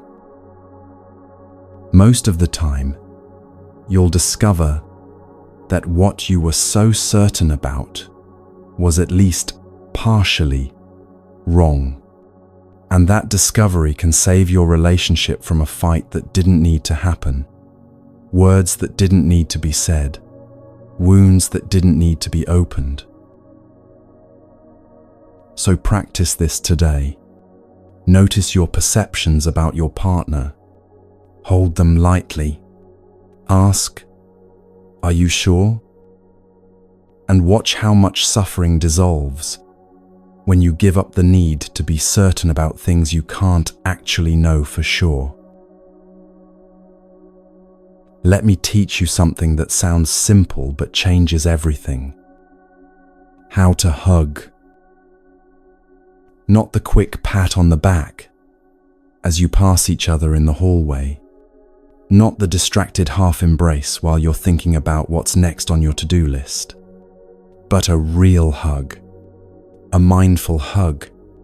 The kind that makes both people feel truly seen and held. The Buddha taught that we need to make each other real in our arms. Most of the time, the people we love are like ghosts to us.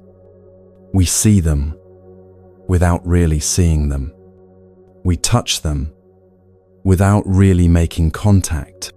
We're so lost in our own thoughts and worries that we forget to actually be present to the miracle of another human being right in front of us. Hugging meditation changes this. Here's how it works. Before you hug, stand facing each other.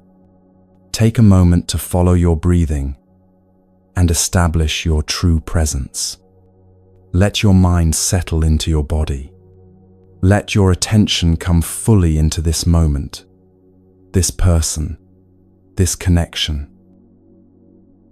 Then open your arms and embrace them.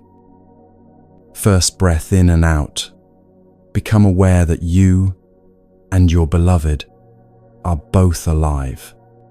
Right now, in this moment, both of you breathing, both of you here, both of you real. Second breath, in and out. Think about where you'll both be 300 years from now. Both gone, both returned to the earth.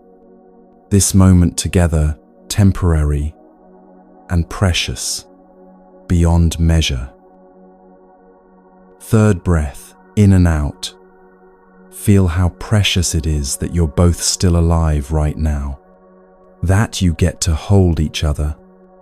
That your paths crossed in this vast universe, and you found each other. When you hug like this, the other person becomes real. Not an idea of a person, not the role they play in your life, but a living, breathing, temporary, precious human being who won't be here forever. A man told me he'd been married 23 years and had never really hugged his wife. They hugged, sure, quick embraces before leaving for work, routine gestures of affection, but he'd never been fully present for a single one of them. Then he learned hugging meditation. One evening after dinner, he asked his wife if they could try something. They stood facing each other. He felt awkward, self-conscious, wondering if this was silly, but he followed the practice. First breath, we're both alive. He felt her warmth, her solidity, her actual presence in a way he hadn't in years. Second breath, 300 years from now, his eyes filled with tears as he realized how much time they'd already wasted, how little time they had left. Third breath, precious that we're here now. He held her like she was the most valuable thing in the world, because in that moment, he realized she was. When they finally let go, both were crying. His wife said, "That's the first time I've felt you really hold me in 10 years." This is the power of presence, of actually being there, instead of just going through the motions. You don't need to wait for someone to leave on a trip to hug them like this. You don't need to wait for a special occasion. You can practice right now, today, making the people you love real in your arms. The Buddha said to invest 100% of yourself in everything you do. When you drink water, be completely present to drinking water. When you hug someone, be completely present to hugging them. This is how you stop sleepwalking through your relationships. This is how you wake up to the preciousness of ordinary moments. This is how you practice love as something alive and real, instead of a concept you think about while doing something else. So tonight, before bed, try this with your partner. Or if you're alone, try it with a friend, a family member, even a tree in your yard. Stand facing them, breathe together, hug with your whole being, not just your arms. 3 breaths, fully present, making them real, letting yourself be made real in return. And notice how something so simple, something you've done thousands of times without thinking, becomes profound when you bring your full presence to it. This is the lost art of connection, not something complicated or requiring years of training. Just the willingness to be here, now, fully present to the person in front of you. to speak honestly instead of defensively, to listen deeply instead of waiting for your turn, to question your perceptions instead of being certain you're right, to hold each other like you mean it. These simple practices, done consistently, will transform every relationship in your life. Not someday, not after you become a better person or find the perfect partner. Right now, with the people already in your life, with the love that's already here, waiting to be awakened through your presence.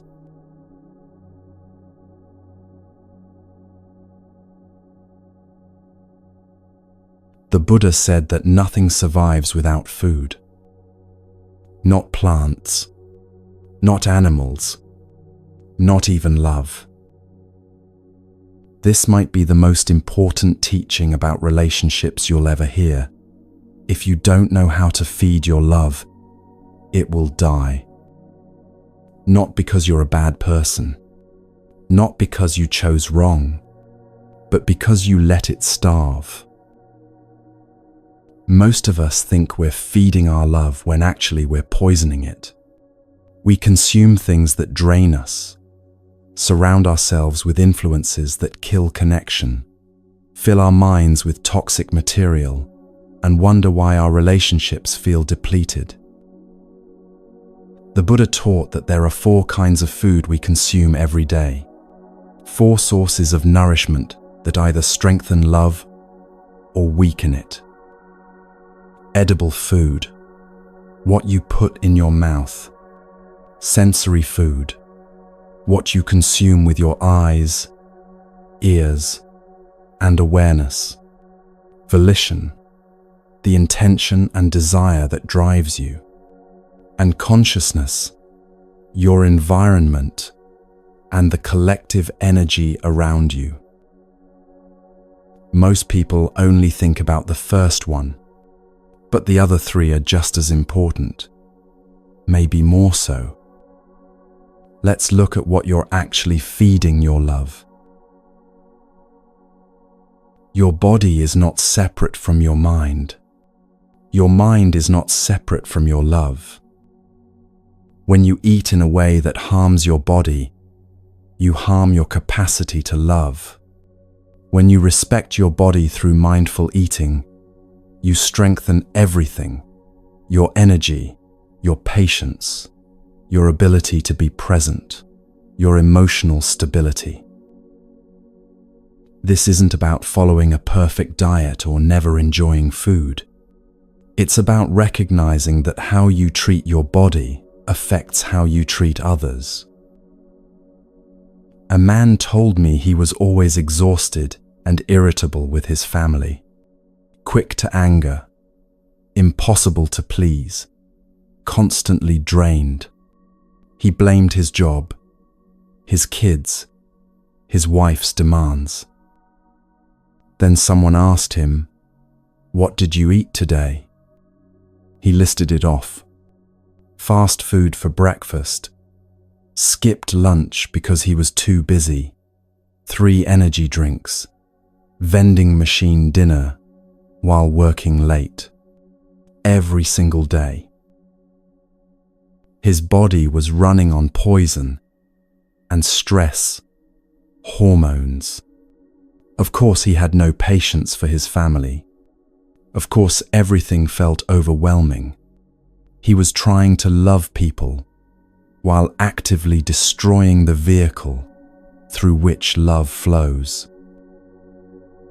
He started one simple practice: eat 1 real meal a day with awareness. Not while working, not while scrolling his phone, just eating, tasting, being present to the nourishment entering his body. Within 2 weeks, his family noticed the difference.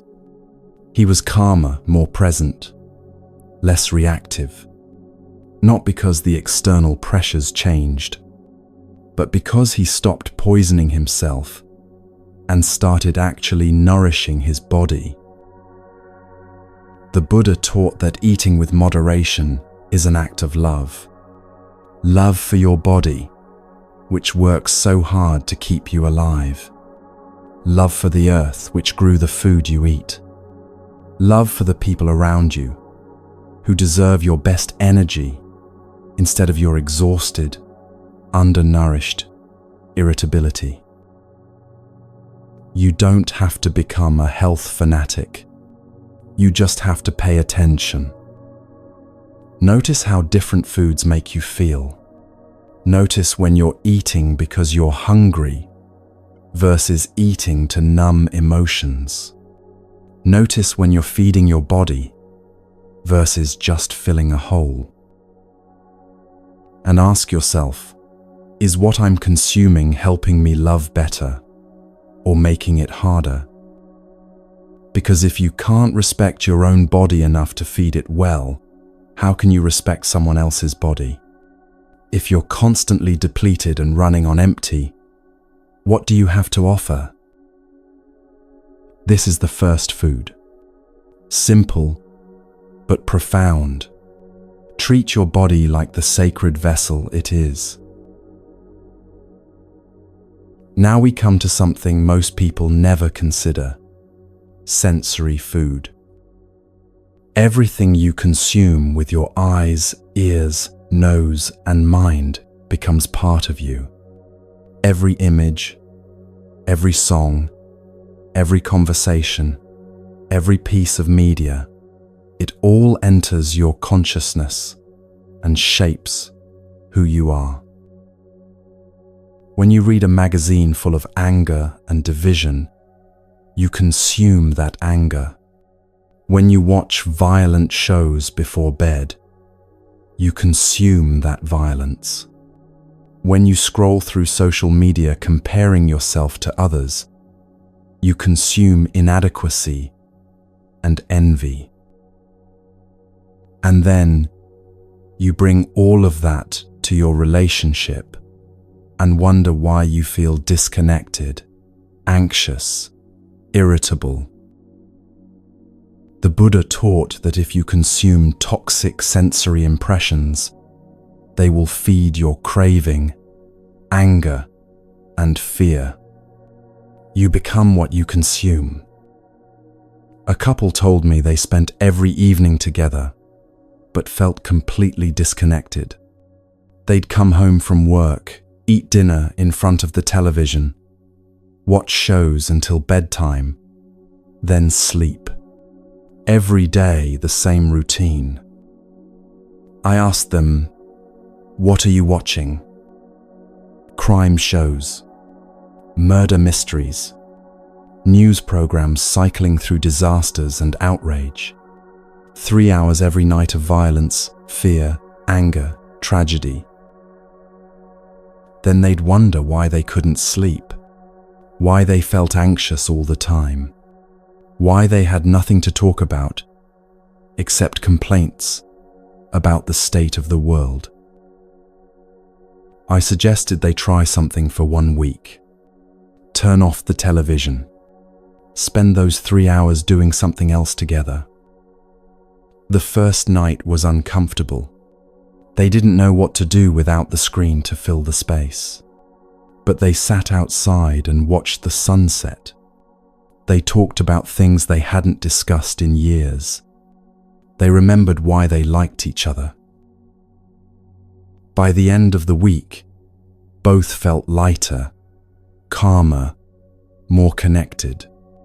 Not because they'd solved any major problems, but because they'd stopped consuming poison and started consuming beauty instead.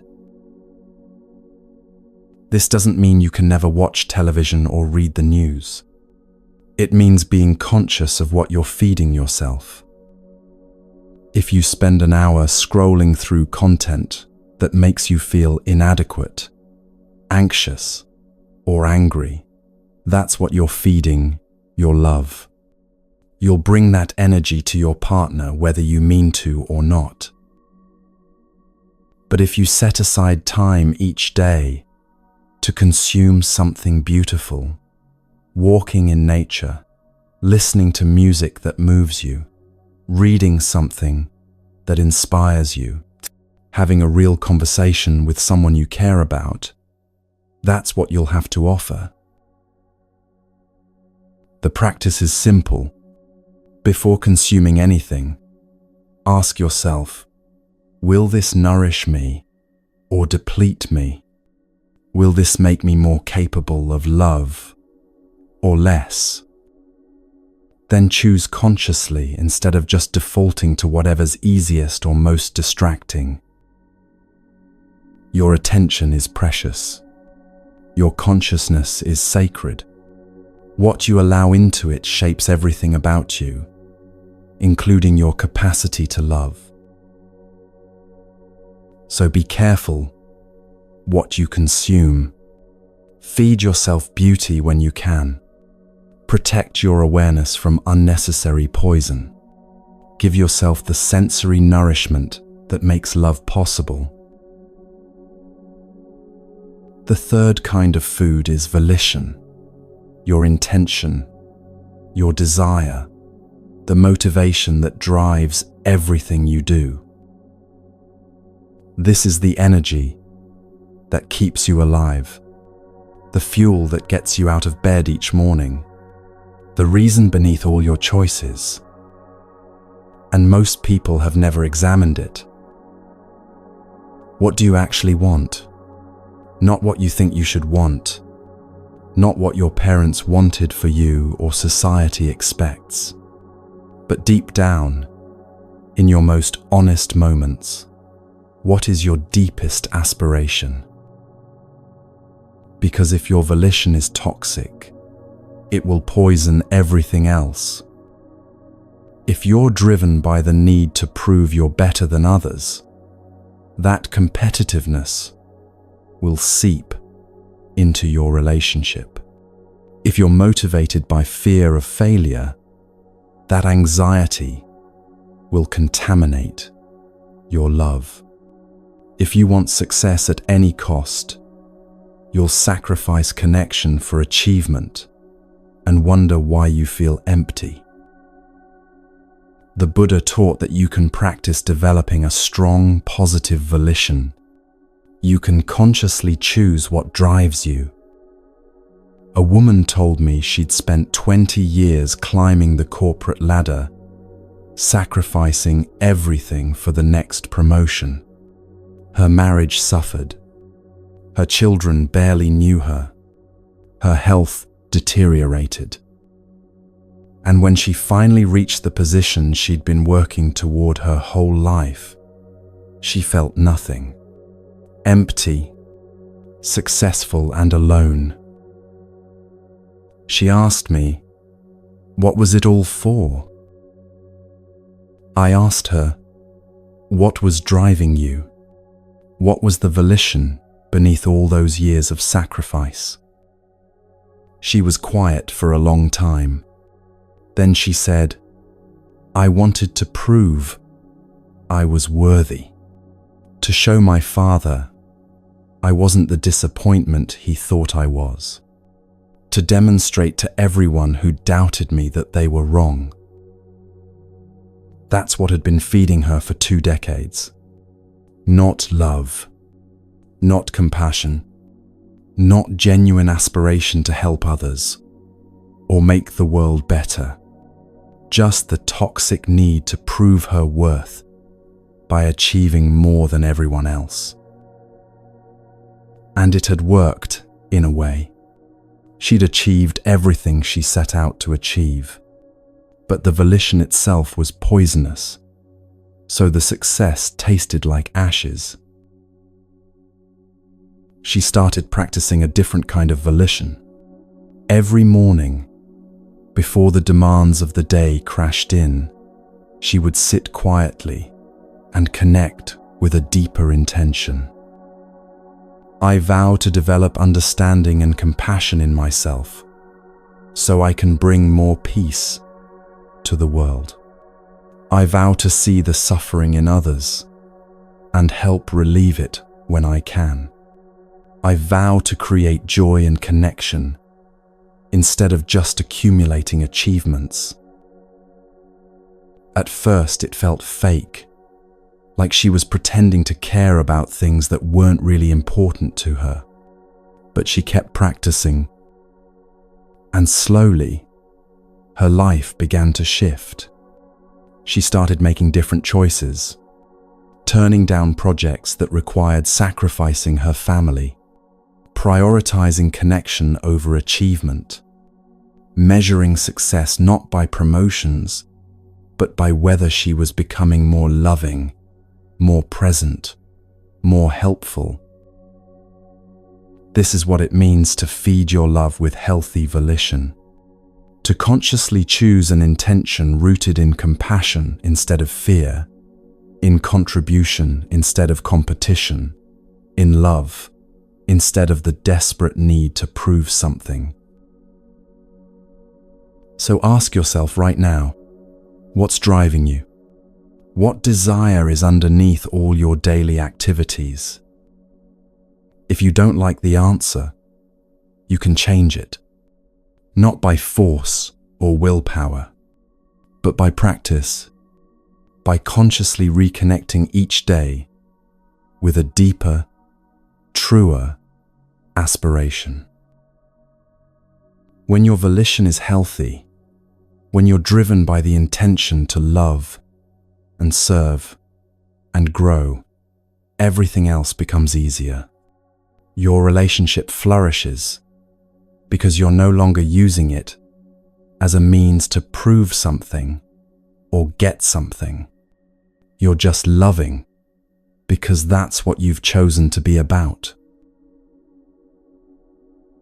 The fourth source of nourishment is consciousness itself, both your individual consciousness and the collective consciousness of your environment.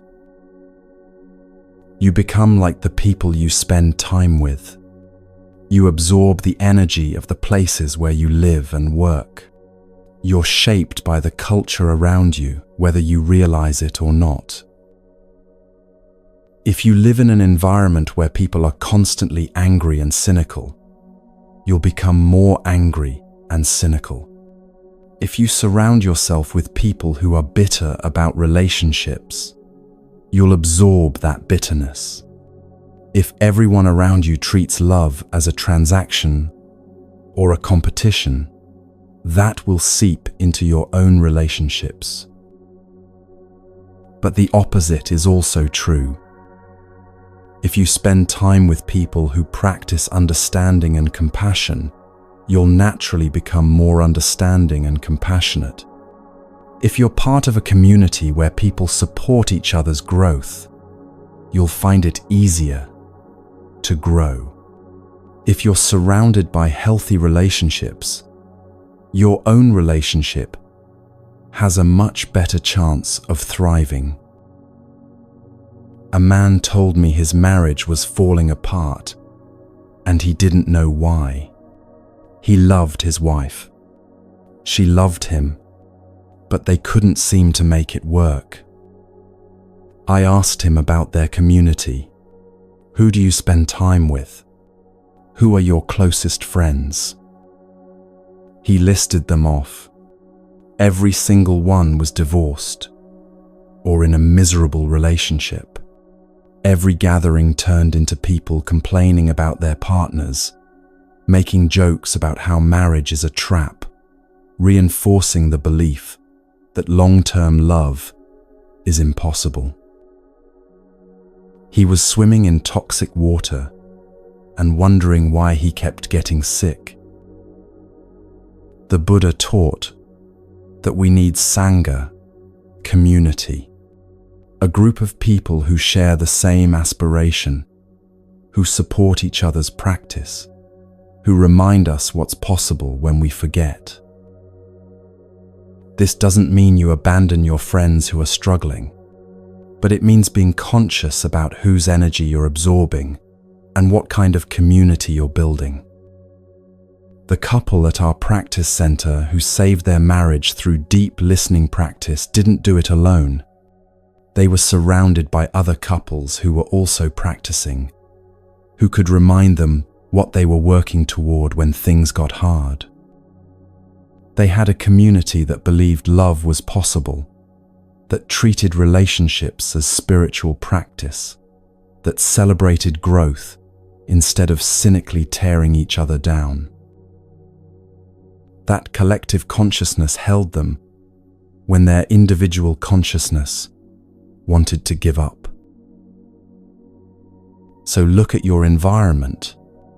Look at who you spend time with. Look at what beliefs about love are floating in the air around you. Are you surrounded by people who believe relationships are hard work that's worth doing? Or people who think all relationships eventually fail? Are you part of a community that supports healthy love? Or are you isolated, trying to figure everything out alone? You can't control everything about your environment, but you can make choices. You can seek out people who are practicing what you want to learn. You can spend less time with influences that poison your view of love, and more time with influences that nourish it. A strong community is like a web that holds your relationship when individual strands start to fray. Without that web, even small winds can blow you apart. With that support, you can weather much stronger storms. This is the fourth food. Choose your environment consciously. Surround yourself with people who believe in what you're building. Let the collective consciousness support and nourish you instead of dragging you down. These are the four foods that nourish love or starve it. What you eat, what you consume with your senses, the intention that drives you, the environment and community around you. Most people never think about these things. They wonder why their relationships feel depleted, while unconsciously poisoning them every single day. But you can make different choices starting now. Feed your body with respect. Feed your mind with beauty. Feed your purpose with compassion. Feed your spirit with healthy community. When all four sources of nourishment are healthy, love doesn't just survive, it flourishes. It grows deeper over years instead of fading. It becomes stronger under pressure instead of breaking. It sustains both people instead of depleting them. This is how you feed love every single day, not through grand gestures or perfect behavior, but through countless small choices about what you allow to nourish or poison you. So pay attention. Notice what you're consuming. Choose consciously instead of automatically. Feed your love like the living thing it is.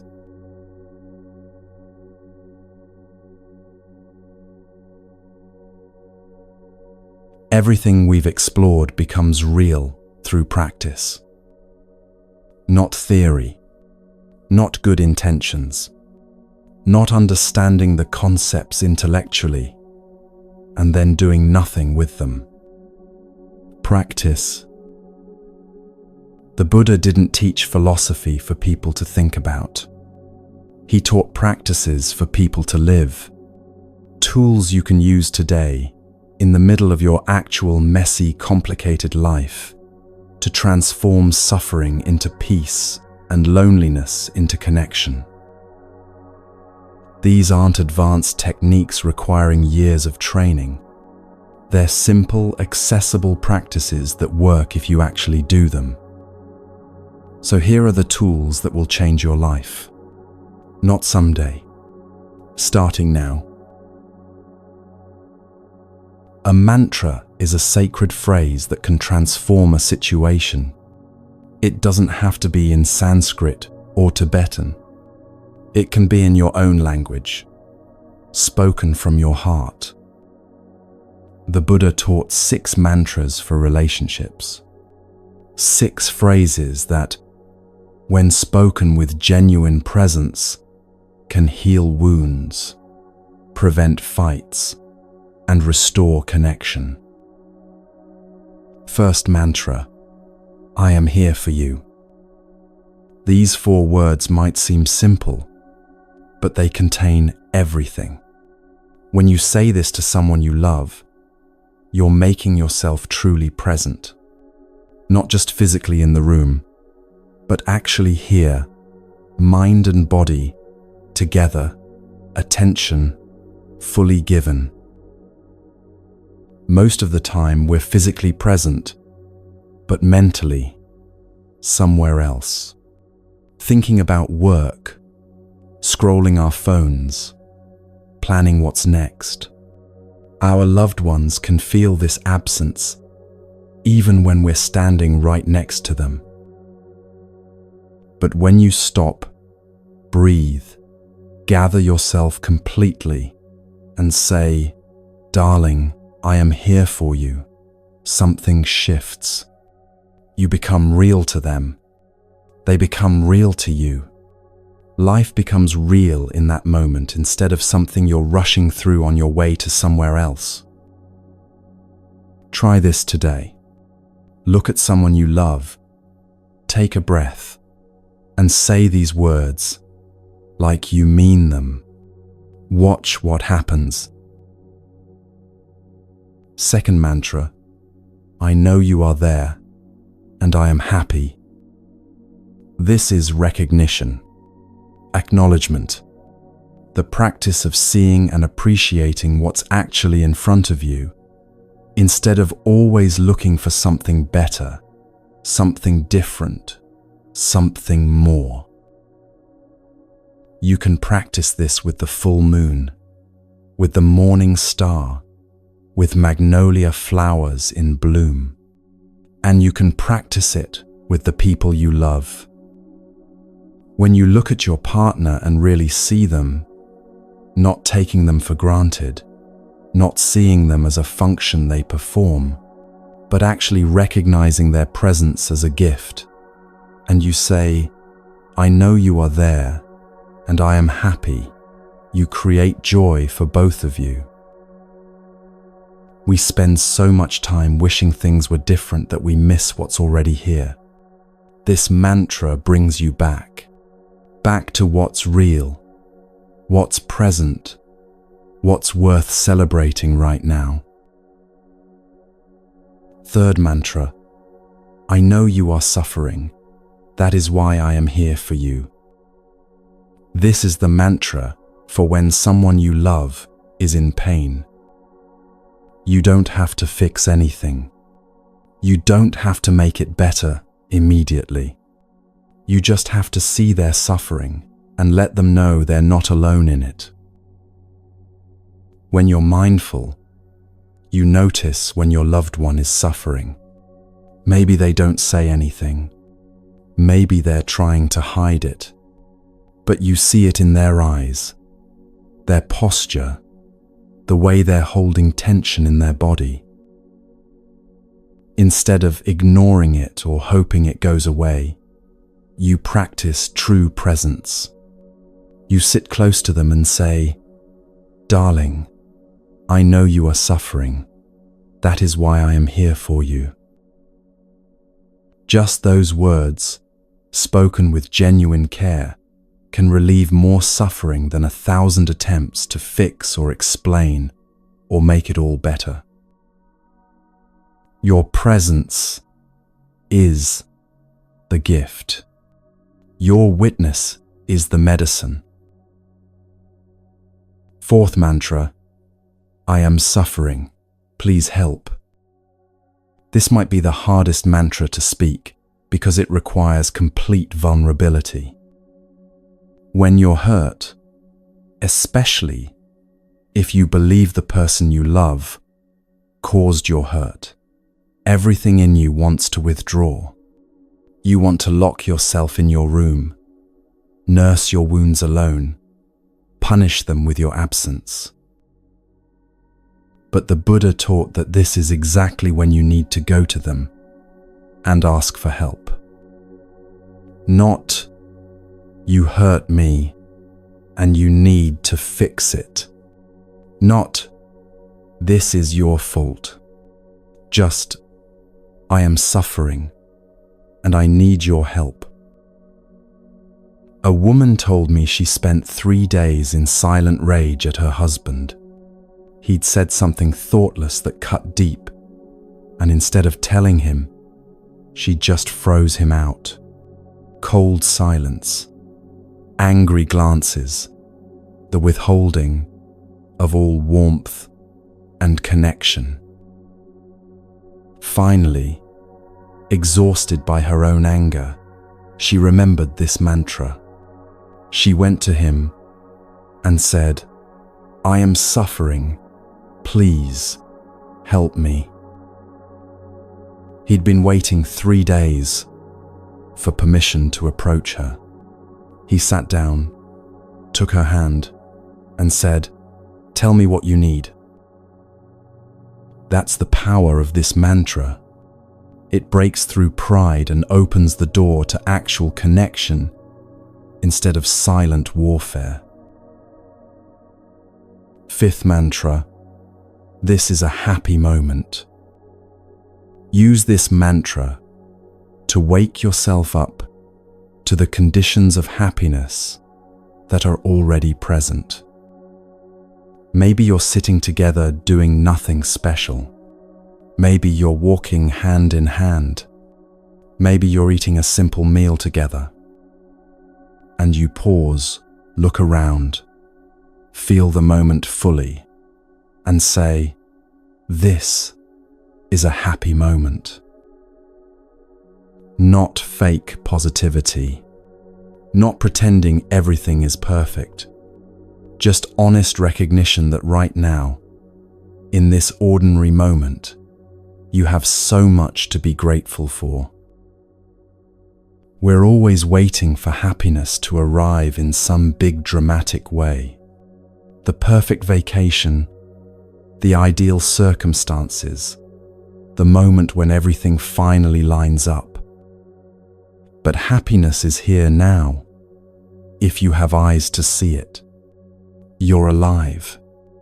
The person you love is alive. You're together. The sun is shining, or the rain is falling.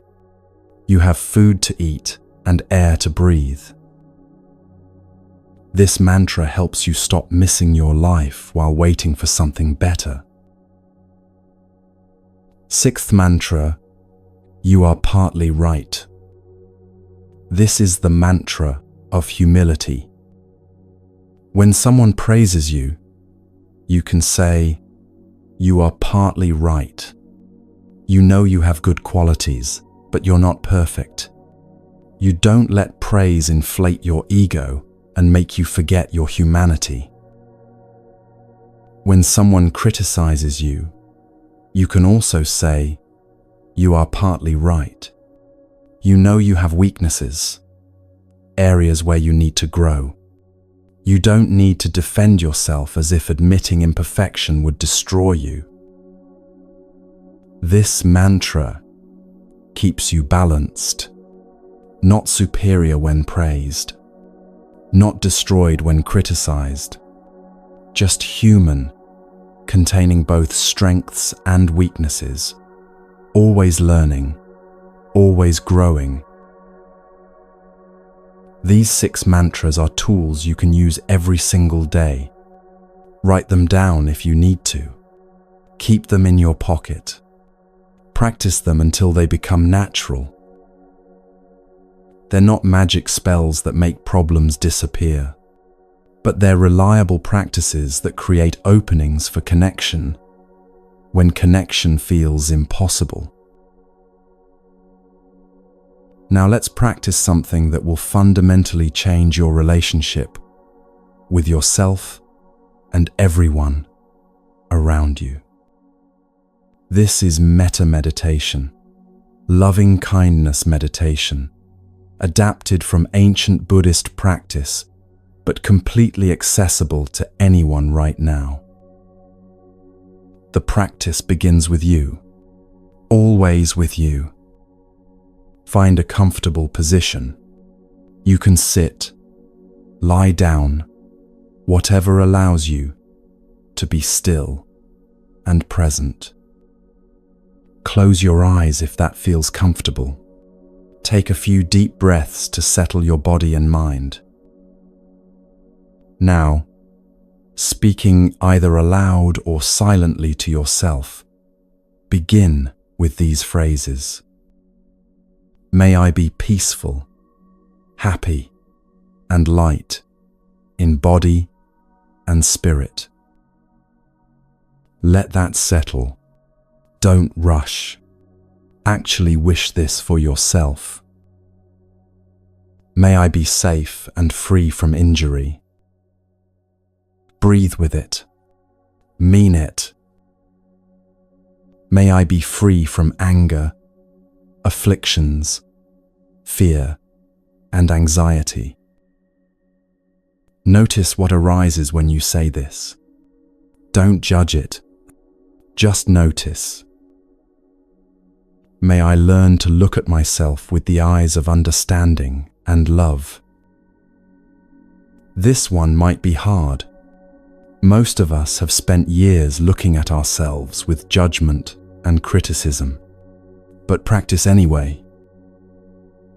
May I be able to recognize and touch the seeds of joy and happiness in myself. They're there, even if buried under layers of suffering. They're there. May I learn to identify and see the sources of anger, craving, and delusion in myself. Not to judge them, to see them clearly so you can transform them. May I know how to nourish the seeds of joy in myself every day. This is the practice we've been talking about. Feeding the good, starving the harmful. May I be able to live fresh, solid, and free. Feel what this would be like. Alive, grounded, unbound.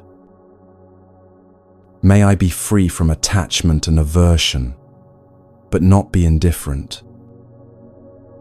This last one is important. Free doesn't mean you don't care. It means you care without clinging or pushing away.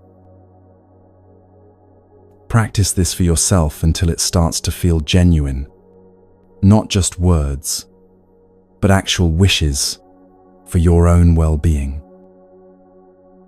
Then, when you're ready, extend the practice outward. Choose someone you like, someone easy to love.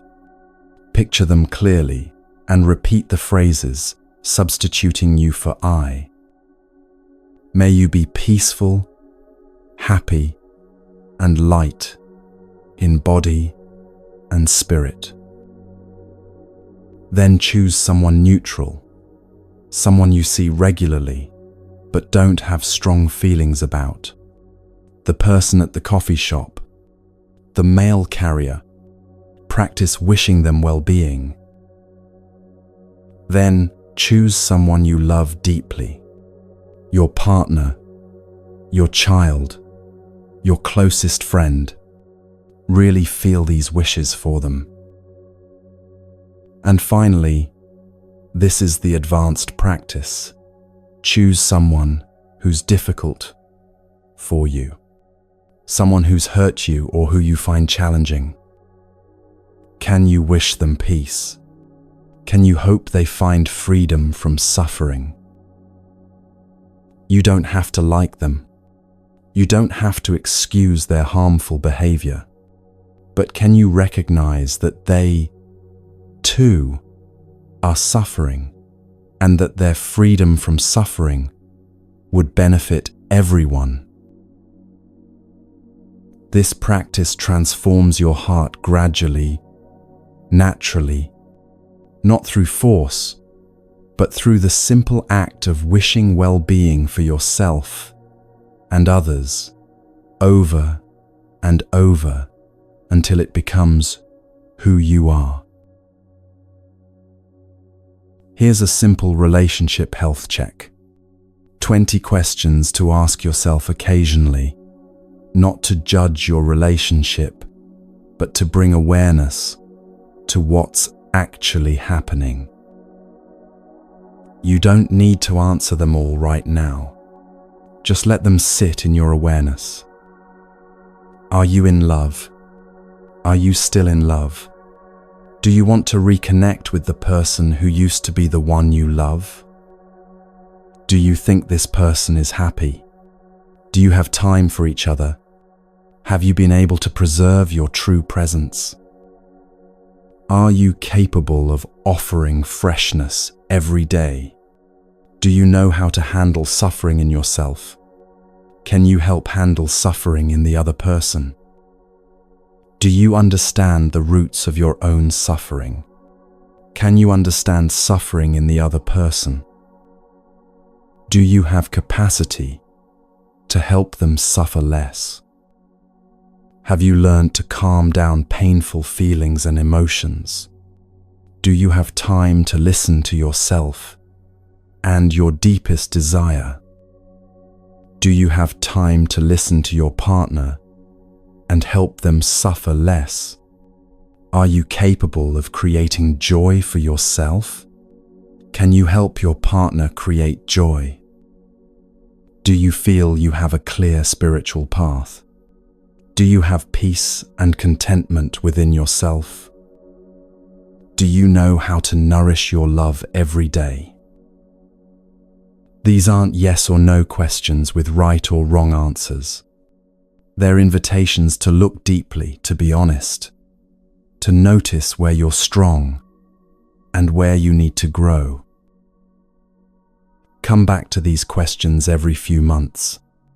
Watch how your answers change as you practice. Finally, some simple rituals to weave these practices into your daily life. Morning intention. Before the day's demands crash in, take 2 minutes to set your intention. What kind of person do you want to be today? How do you want to show up in your relationships?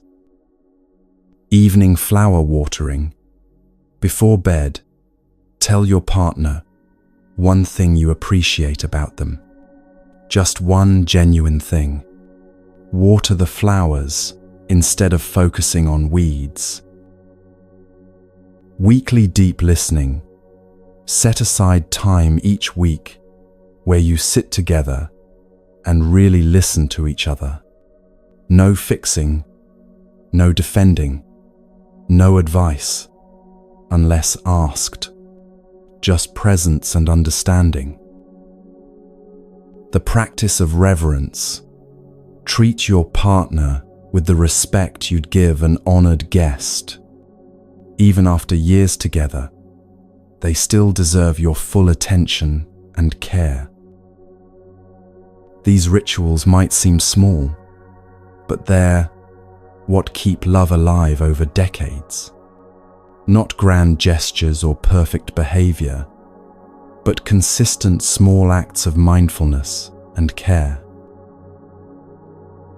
The Buddha taught that transformation can happen very quickly when you practice sincerely. You don't need years of training. You just need to begin. So begin today.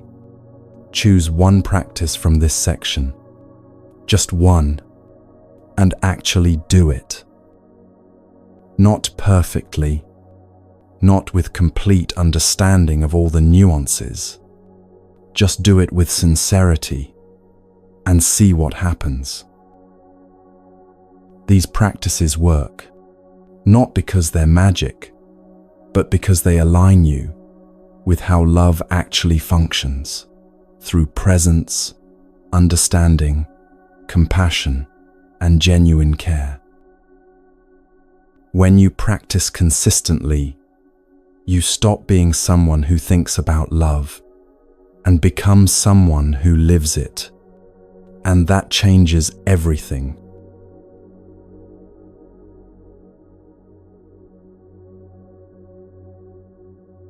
So here we are, at the end of this journey together. You now know that love isn't something that just happens to you.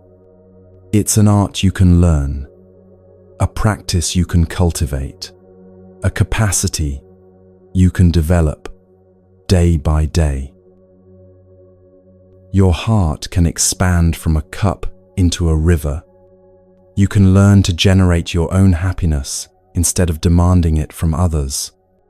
You can understand suffering deeply enough to transform it. You can speak and listen in ways that create genuine connection. None of this requires perfection. You'll make mistakes. We all do. But mistakes become compost for growth when you meet them with awareness instead of shame. Start small today. Choose one practice. Maybe the 3 sentences when you're suffering. Maybe hugging with presence. Maybe one moment of genuine listening. Just one thing. Build from there.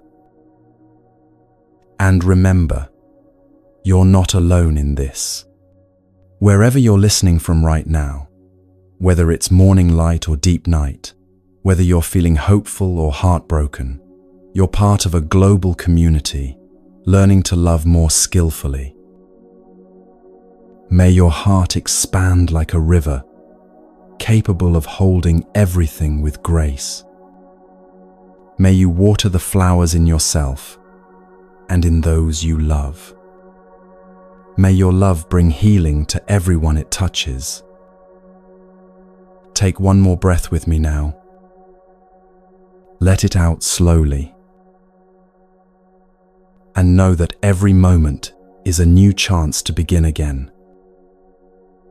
Until we meet again, may you be peaceful, happy, and deeply loved. Thank you for walking this path together.